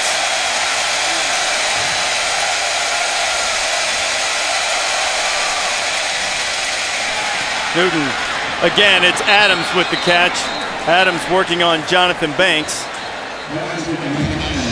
You know, just watching Newton and how he's running this offense and the composure that he has, Gus Malzahn has done an unbelievable job of preparing him to execute the offense, and he's got the defense. The defense thinks they know what they're doing over there, but Malzahn has told Newton, we got an answer to everything they can bring. Cam Newton is very dialed in. That was a great job on that play of the Bulldogs disguising their coverage. They rolled the safeties, but Newton knew immediately where he wanted to go and made an easy completion. Another third down. Auburn 5 for 9 and now 6 for 10 as Newton runs for another first down. Chris White hit him hard, but the big fella moves to change for the Tigers. To show you what I'm talking about on that last play of coverage by Mississippi State, they try to roll the safeties. They try to confuse Cam Newton. You're going to get a roll. Safety up here, safety back here, and this corner is just going to drop off. Cam Newton immediately dissects the defense, and 1, 2, 3, ball comes out on time. That's an easy completion.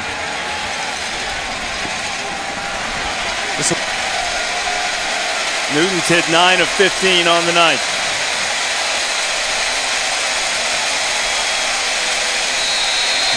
And now a second timeout that Newton has to burn in the third quarter. And in a 3-point game, you never know when you might need those. Where was he in the recruiting rankings? Newton on the scramble. 5 times last week on called pass plays, Newton turned them into positive runs, and he did so again there. You know, we're going to show you here, they don't contain nor do they pressure the quarterback Newton this time. So you've got him going back. Everybody falls to the middle of the field, and Newton with his legs and his vision, Jesse, he's pretty decisive. It's so hard, even if you do have him contained, just to tackle him with one body. If you don't get a couple hats around him, you're not going to bring him down. Newton has run for 73 tonight. Mario Fannin has returned to the backfield for the Tigers.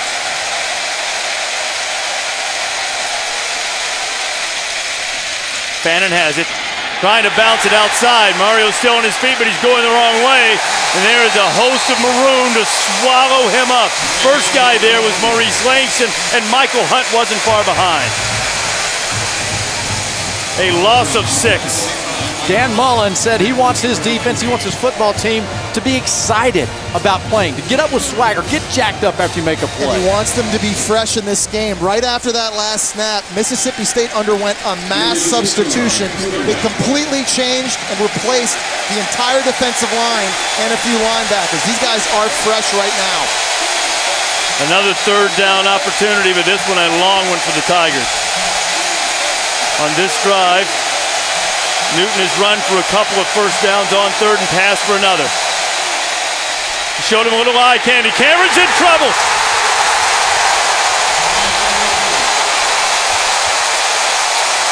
Jonathan Banks coming from the secondary. Andy Diaz dialed up a blitz. It worked, but there is a flag down.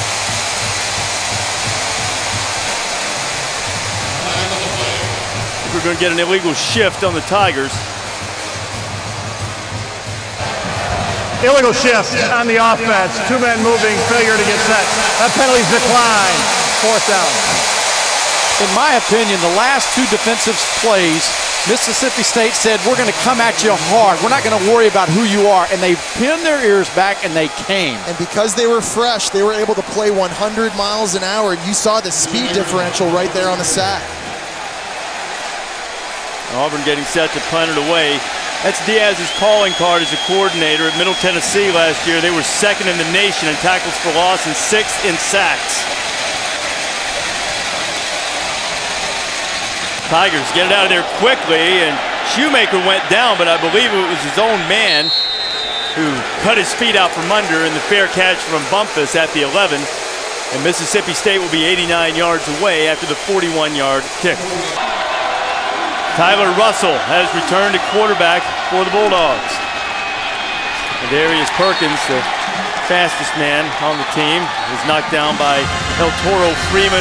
All of those games, part of Monster Saturday. I got a chance to talk to Brian Kelly this week, and he was talking about how he wanted his Fighting Irish team, when they have an opportunity, when they have a team down, as they did Purdue last week, step on the throat. See, both those teams really need to follow it up with 2-0, a great slate of games all across the country. Loss of one on the run by Perkins, and now Russell deep in his own territory. Easy pass to Bumpus.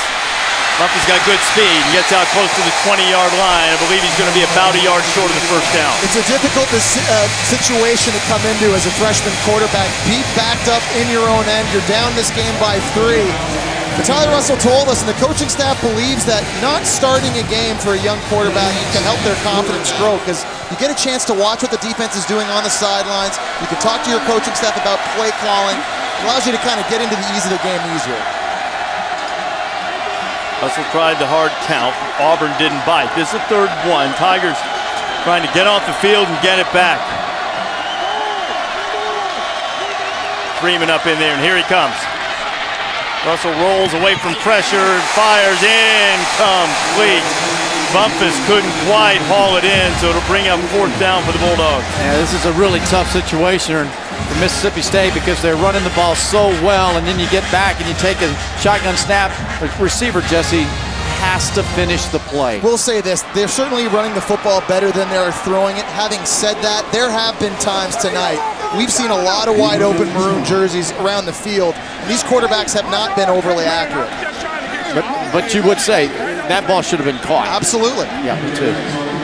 Heath Hutchins back to punt it away for Mississippi State. Probably saw Russell because of how inaccurate Ralph was in that drive immediately following the onside kick. A rugby look, and Hutchins booms one out of there. Drives Carr back inside his 30. Now Quindarius has a little running room, and it closes down just across the 35. 53-yard punt, 11-yard return for Quindarius Carr. Ontario McCaleb with a very short gain. Chris White on the stop as we head down toward a half minute to go in the 3rd quarter in Starkville. A lot of action in that 3rd quarter as Mississippi State pulling back into it, trailing the 21st ranked Tigers by 3.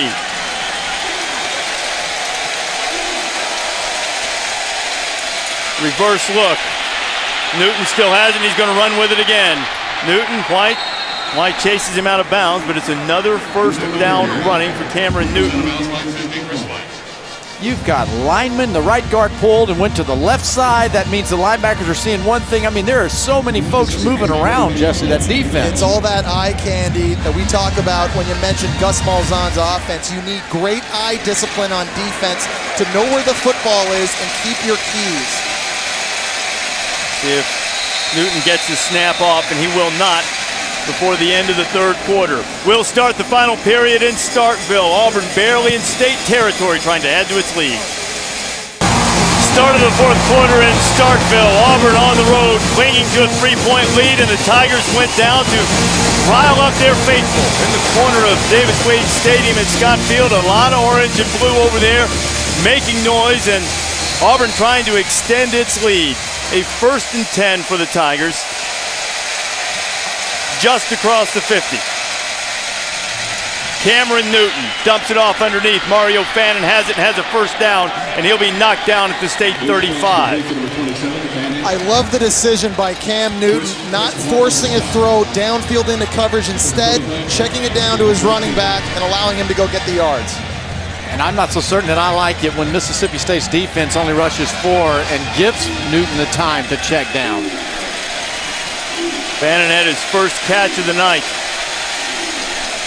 Now the give to Mario Fannin. He had a little bit of running room, but an excellent tackle by Charles Mitchell, the junior from Clarksdale, Mississippi. You know, last week both of these offenses were very explosive. Cameron Newton leading the way on the ground and through the air. He was 9 of 14 through the air, and the second best rushing performance by any Auburn quarterback ever with 171 yards. Tonight, he's run for 8 first downs, though hasn't broken the long run as he did against Arkansas State last week when he went for 71. Fannin has it. Flag comes down, but Mario Fannin's inside the 20 and inside the 10-yard line. We're going to see if it stands up. I don't think it's going to. It's going to be a hold. I believe they might have caught Darvin Adams, the receiver. It nullifies a 26-yard gain by Mario Fannin. One thing, head coach. Holding. Offense 77. 10-yard penalty for the previous spot. Still second down. It was A.J. Green checked that rather than the receiver caught for the hold. One thing head coach Gene Chizik told us is he wanted improvement from his football team in terms of penalties. Last year, 101st in the country, averaging 7.5 penalties a game. It's mistakes like this that nullify these big games, a chance to ice wins. And the other thing that he made, that there were 2 points, penalties, and the other was consistency. And so, you know, at this point tonight, I think they've been pretty darn good. They're on the road in an SEC battle. Now 2nd and 19. Cameron Newton getting pressure. Newton escapes. This is where he's dangerous. Wanted to load it up. Instead, he'll run out of bounds just inside the 40-yard line. Nick Bell chasing him away. And to bring up a point about the previous play, the hold, it is the lone new start on the offensive front, A.J. Green, who's called for it. Yeah, you know what? He won the job in camp, and he's improving. But this right here is where you tell a defender, you've got to bring your legs and go through when you're trying to tackle a big body like Newton. That was Pernell McPhee, the best defensive lineman State has. He put a great move on Green, but Newton made something out of nothing. And now he needs to convert another 3rd down. 3rd and 13, noise ramping up in Starkville. Play clock getting deep. Newton up top. Has his man, but out of bounds. It was Jay Wisner. We had an official who wound up on his keister, backside over tea kettle down in the end zone. But you know what, though? He did a nice job getting up and making the call. He stayed in the game. He's an official. He is. You know what? He's got the back pedal. I wonder. Oh, it was the pylon. How heavy are those pylons? Not very heavy. A little bit more than you would think, though. Enough to take your legs on the back pedal. Yeah, apparently. Maybe not an elite athlete like you, but yeah, that also is pushing it a little bit right there. Everybody's okay. And a little chuckle because we care. And on the 4th down and 13.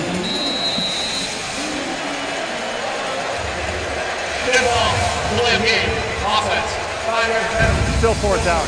Auburn going to give Ryan Shoemaker a little more room to work with as they try to pin State back deep in its own territory. Gene Chizik has his staff back-to-back together. You know what? And that means so much to a football team and the growth of that ball club. You know, only 2 times in the last 9 years has that happened at Auburn. It's the only staff in the SEC to return totally intact. Year 2. Looking for a great improvement. The punt. Shoemaker gets it high, not very deep. Bumpus has the opportunity. Check that Berry to make the catch after the 32-yard punt. State will have it back when you come back. You're watching the SEC on ESPN. Auburn and Mississippi State. First game in conference play this year, and man, if it's setting the tone, be a barn burner year again in the Southeastern Conference. 17-14, Tigers with the lead. Reese Davis, Craig James, Jesse Palmer, and Jen Brown. Happy to have you with us from Starkville tonight. Tyler Russell in at quarterback for Mississippi State. Russell, the better passer, going up top. Got a man out there and threw it a little bit short. Nico Thorpe was covering Arcedo Clark. Auburn has done a great job defensively, not allowing the big play. Last week, Mississippi State had 6 plays of over 20 yards. Tonight, their longest play is 22 yards. Look at the right side of your screen, number 70, J.C. Brignoni on Mr. Fairley. We haven't called Fairley this half. That Mississippi State offensive line picked up the pace. 2nd and 10 for Russell. Quick pass. Not much running room at all for Brandon Heavens. Guys, there's an example of that Auburn secondary finally getting off blocks and running to the football and gang tackling. We haven't seen them do it so far tonight. That's a great example right there. So you know what I do? I pump it out there, and we've seen the blocker fake the block, run the wheel, and you're gone. Mississippi State looking for something. Russell, 4 of 8, only 19 yards passing on the night. 3rd and 10. Pressure coming. In trouble in the end zone. Russell gets rid of it, and he was firing it out for Leon Berry. Fairley this time was applying some heat on the young redshirt freshman from Meridian, and Mississippi State goes 3 and out. Tyler Russell is having a different kind of experience this week against an SEC defense. You see 3 white helmets in the backfield forcing Russell outside of the pocket. Welcome to the SEC, kid. It's not going to get any easier. Well, Russell, they believe, has a bright future here. He was perhaps the most highly recruited quarterback ever to sign with Mississippi State. I also have Brett Favre's nephew, Dylan, on roster. They're very pleased with his progress as well. Right now, State looking for a good punt. Hutchins hits it out of there, and Auburn won't have a chance to return it, but the Tigers will take over with excellent field position just inside Mississippi State territory. 39-yard punt, Auburn up by 3. How are you holding up, man? Well, I tell you, my legs are sore, but I can't feel them. My fanny, my quad. Hey, but it's cool because each week we're going to try to see what the character, the trademark workout is for each university. And now the problem is every strength coach in the country that knows we're coming is going to try to wear us out. First down. Cameron Newton again on the scramble. Being chased, throwing it back to Eric Smith, and Smith will have a first down. Football got loose. Might have been down. I think the officials are going to mark him down. Pick up there's a lot about 13. There's a lot about Cameron Newton that this Auburn coaching staff does not yet know about. How does he play with a 3-point lead late in games? Is he going to try to force things, or can he stay and play with composure? That time not forcing anything downfield, taking again the check down throw, keeping his team. I'm seeing a lot of poise here from Cameron Newton late in this game.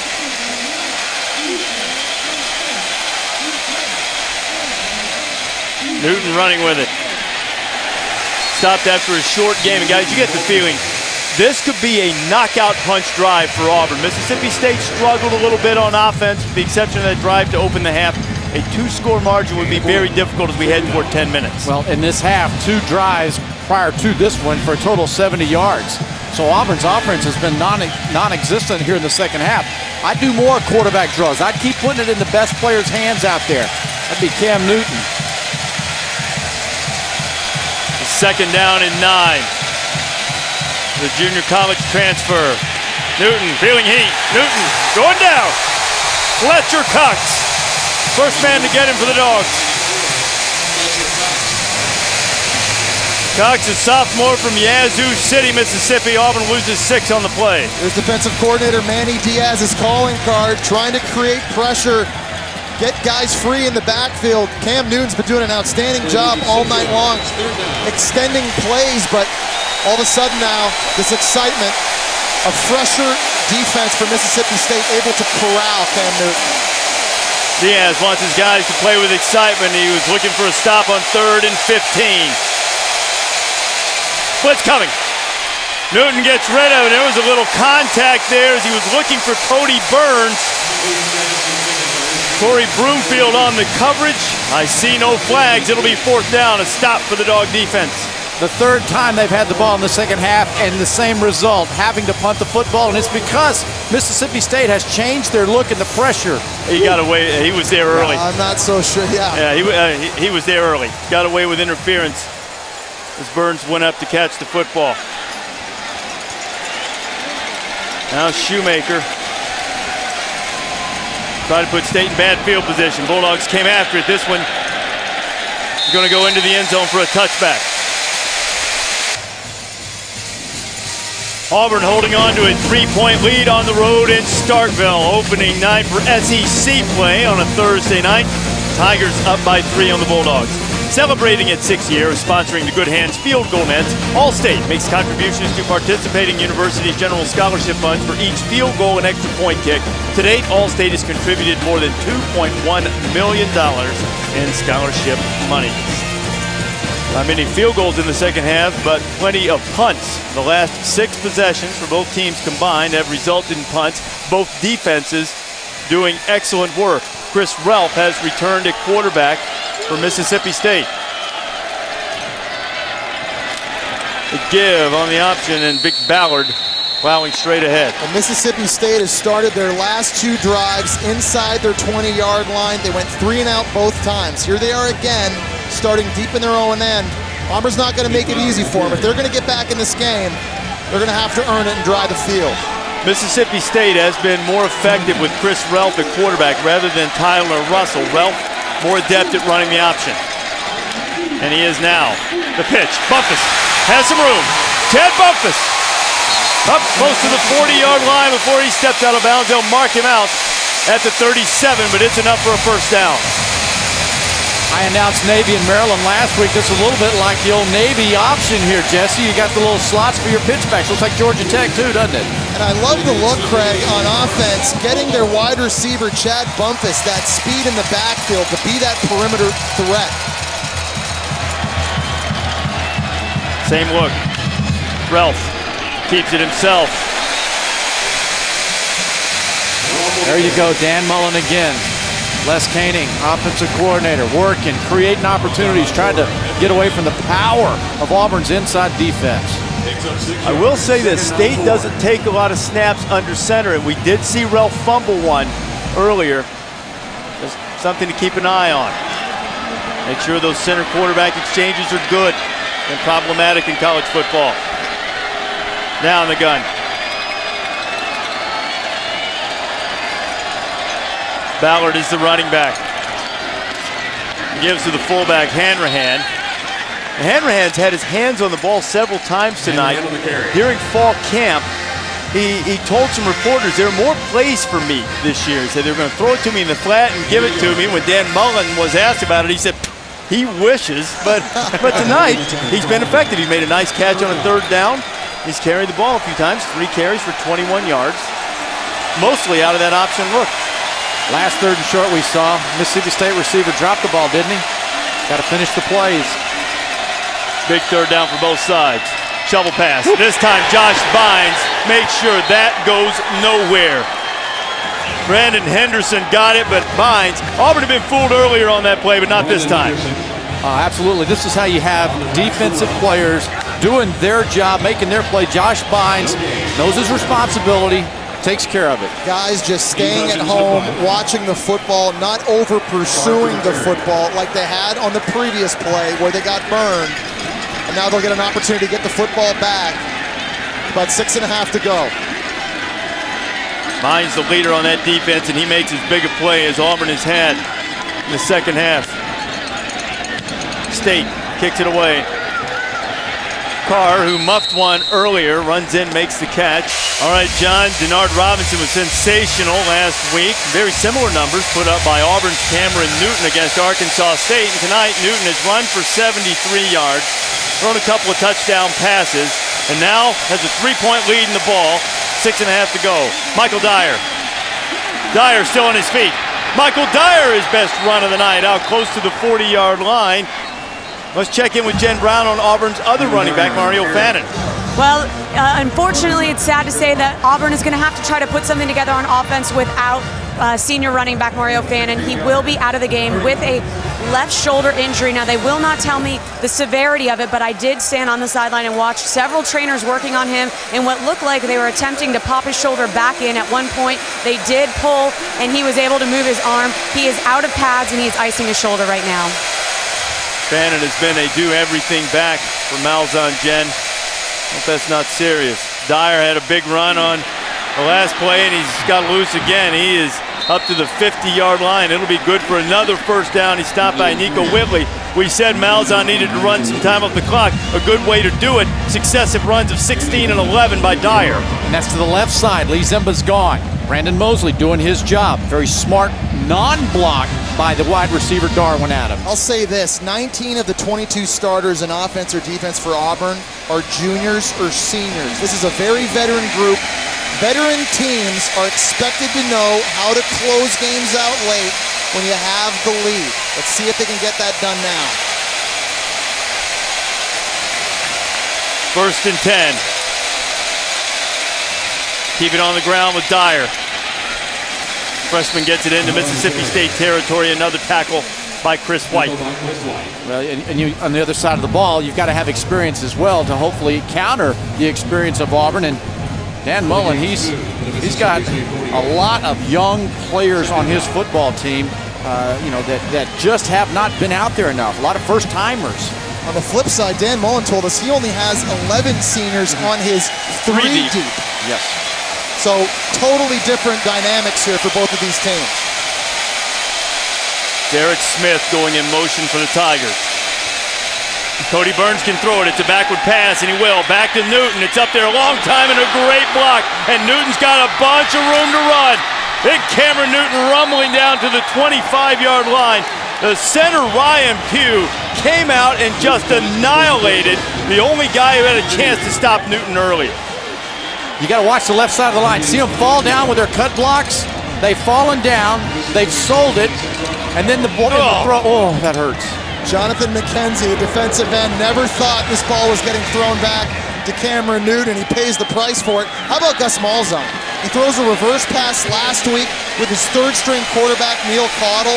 And then tonight, with the game on the line, he goes to the double pass.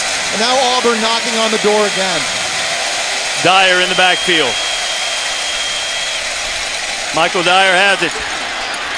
He is inside the 20-yard line, and the Tigers starting to assert their will. One of the things head coach Gene Chizik said he loves about Michael Dyer is that he protects the football. He's got great ball security, Craig, and as a running back, in this type of situation, that's got to be the most important thing. And the coaches have followed that. They know that trend. They understand it. They appreciate that from the spring and then in the fall camp. So that's why he's in the ball game. You know that you can depend on him not putting it on the ground. Auburn bleeding that clock. Inside 3.5 minutes to go. Well within West Byram's field goal range, but what the Tigers would like to do is apply the knockout punch with a touchdown. Here comes the blitz. Dyer keeping those legs churning. It'll bring up a 3rd down. Emmanuel Gatling, who's had a good night on defense for Manny Diaz's club, makes the stop. But Mississippi State's offense just couldn't take advantage of the lack of offense of Auburn in the second half. They just never did anything with it. Well, they'd recovered an onside kick that was really all for naught. They went 3 and out and were forced to punt the football back. Manny Diaz's unit right now on defense for Mississippi State needs a huge stop. They have to have it now or this is ball game. 3rd and 1. Auburn 6 of 13 on 3rd down tonight. Here comes the pressure. Newton hit in the backfield. He won't get it. Pernell McPhee messed up the play, and now Gene Chizik will almost certainly send the field goal unit out. You talk about pressure coming, but responsibility as well. Watch over here. Watch the responsible action of McPhee. Staying over there, not leaving and running inside. He's a veteran presence on that defensive line. He's a leader of that defense, letting his play speak for him. The revelry going on. Cowbells rocking. It's an appropriate time to ring them right now. Mississippi State's defense just came up with a huge third down stop, and now, in all likelihood, Wes Byram will come on to attempt a 38-yard field goal. He's been a tremendous pressure kicker in his career. 3 game winners, and he's hit his last 9 attempts. Almost certainly will become Auburn's all-time leading scorer by the end of the season. They'll call this one 37 exactly. Byram 1 for 1 on the night.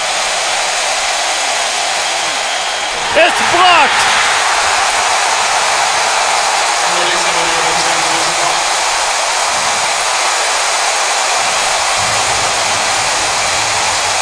A huge stand for the maroon and white. We've seen the push tonight coming from Auburn's defense on the inside. This one on the field goal block, the pressure right up the middle, Jesse. The special teams for Mississippi State has come up huge tonight. Whether it's been recovering a muff punt, led to 7 points, recovering an onside kick, the push they get up the middle, able to get their hands on the football, now down only 3 points.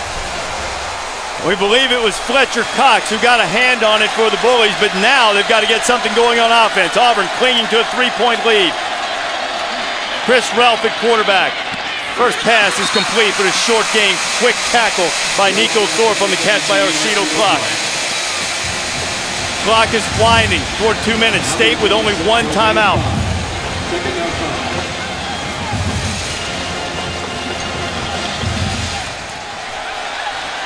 Losing a lot of time. Crowd getting a little anxious.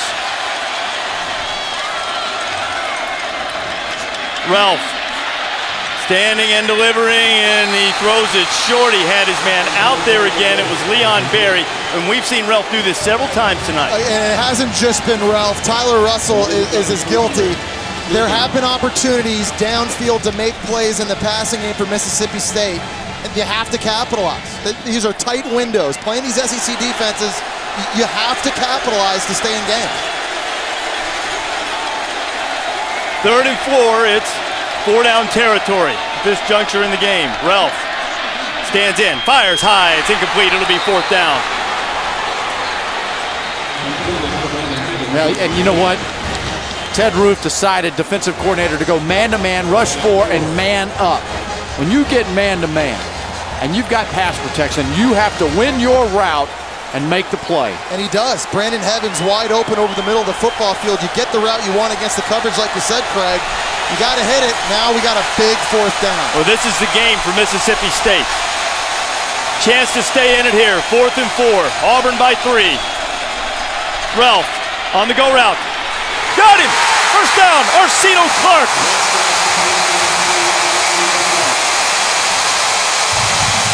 93 seconds left. First down, State. Auburn again defensively, giving them bump and run at the line of scrimmage. It's up to Arcedo Clark to win. He gets a clean release. Ball a bit underthrown, but he beat him so bad off the line, he was able to come back and make the catch. Fresh set of downs. Bynes showing pressure. He drops out. Bumpus. A tremendous tackle by Zach Etheridge, the senior from Troy, Alabama. Clock still winding. Again, keep in mind that this is plenty of time to get this thing done. You're working at a minimum to get down to field goal range. With the timeout to play with. 2nd and 9. Chris Ralph can't take a sack here, but he does. And now Mullen's going to use the timeout. Jesse, you sort of threw your arms into the air. It can't afford it. No, you really can't. And Auburn right now has decided to challenge Mississippi State at the line of scrimmage on the perimeter of the football field. Bump and run. And they're going to rush 4 guys, but the quarterback's got to know you cannot take sacks in 2-minute offense. And I'll give you guys a guess who I just circled there. Who is that? Who 90. Is that? That Fairley. number 90. Fairley is the guy. He was quiet in the 3rd quarter, but if you continue to give him a chance. Rallying down 3 against Auburn. Chris Ralph throwing up, looking for Clark again. Arcedo had his hands on it, couldn't hold it, and the flags are flying, and this could be a huge penalty against the Tigers.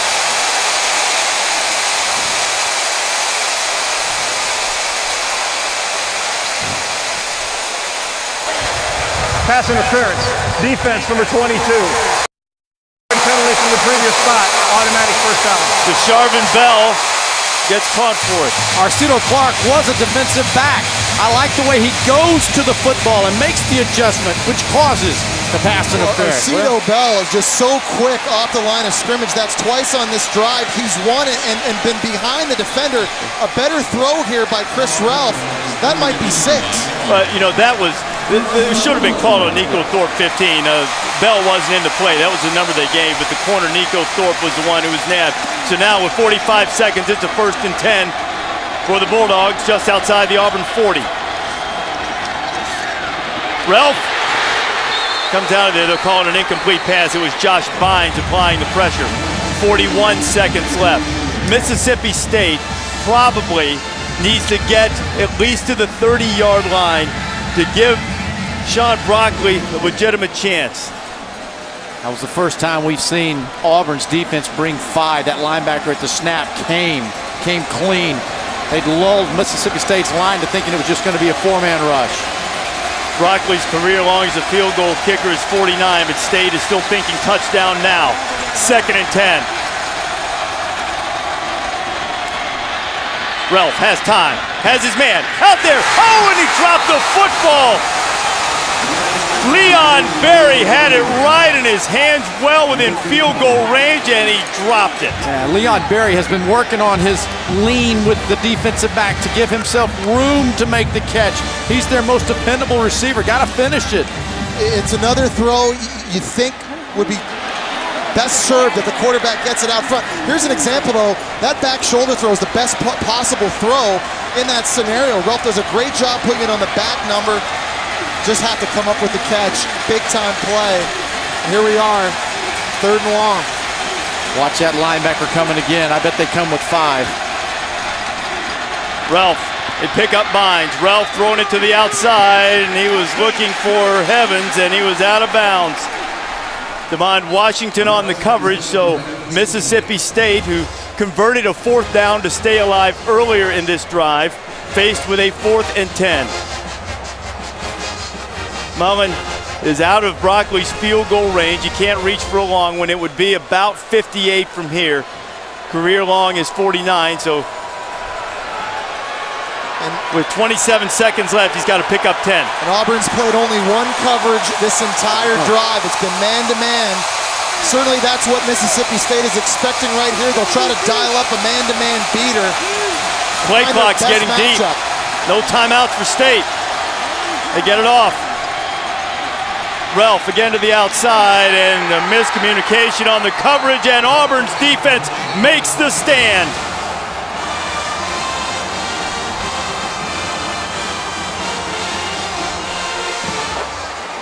We talked about Dan Mullen having a very young team.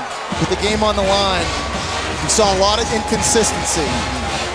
There was a drop pass, a busted route. When you get a chance, don't you? You've got to take advantage of it. You have to finish plays. I thought the offensive line did their job, providing some time, some opportunity for throwing the ball down the field by Ralph, but Auburn's defense bent, didn't break. They stood up. Bynes made a huge play. They applied pressure when they needed to, and they were called for the pass interference penalty that really set State up after that. 4 incompletions. Auburn's defense rising up, and maybe the offense didn't do what it had hoped in the second half. But in the SEC, any win on the road is a pretty one, and Cameron Newton comes into Starkville, the place where he almost called home, and he's going to walk out with a victory, and he is our Wrangler 5-star player of the game. Cameron Newton, 136 yards through the air, a couple of touchdowns, and more importantly, 70 rushing yards. Didn't have the numbers he had last week in his opener against Arkansas State, but I'd argue he was probably just as effective and still dominant in this football game. You know what? And it was against an SEC opponent, a good team that's getting a lot better on the road in front of a hostile environment. The Cowbells were out tonight, so I'm with you, Jesse. I think he had a, numbers-wise, not there, 9 carries, 11 yards in the second half, but he didn't make mistakes. and he converted on third down with his legs. It seemed as if almost every time he ran, he didn't break those big gainers that Manny Diaz wanted to avoid against, but he kept moving the chains. I think poise would be the thing I was most impressed about with Cameron Newton tonight. Again, he had a lead, but it wasn't a big lead. And it's easy for a quarterback that's experienced success early in his career here at Auburn to want to make every play late in the game. But he didn't force things. He didn't have any ball security issues late in this football game. He played smart. He allowed his defense to go out and do what they do.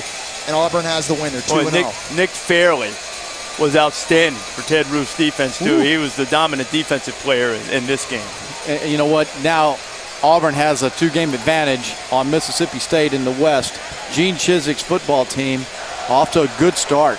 Hey, this schedule really sets up well for Auburn. It's one of the reasons that several, including our Kirk Herbstreit, believes Auburn will win the SEC West. You got a home game against Clemson, home game against a ranked South Carolina team, home game against ranked Arkansas, home game against ranked LSU. You got Georgia at home.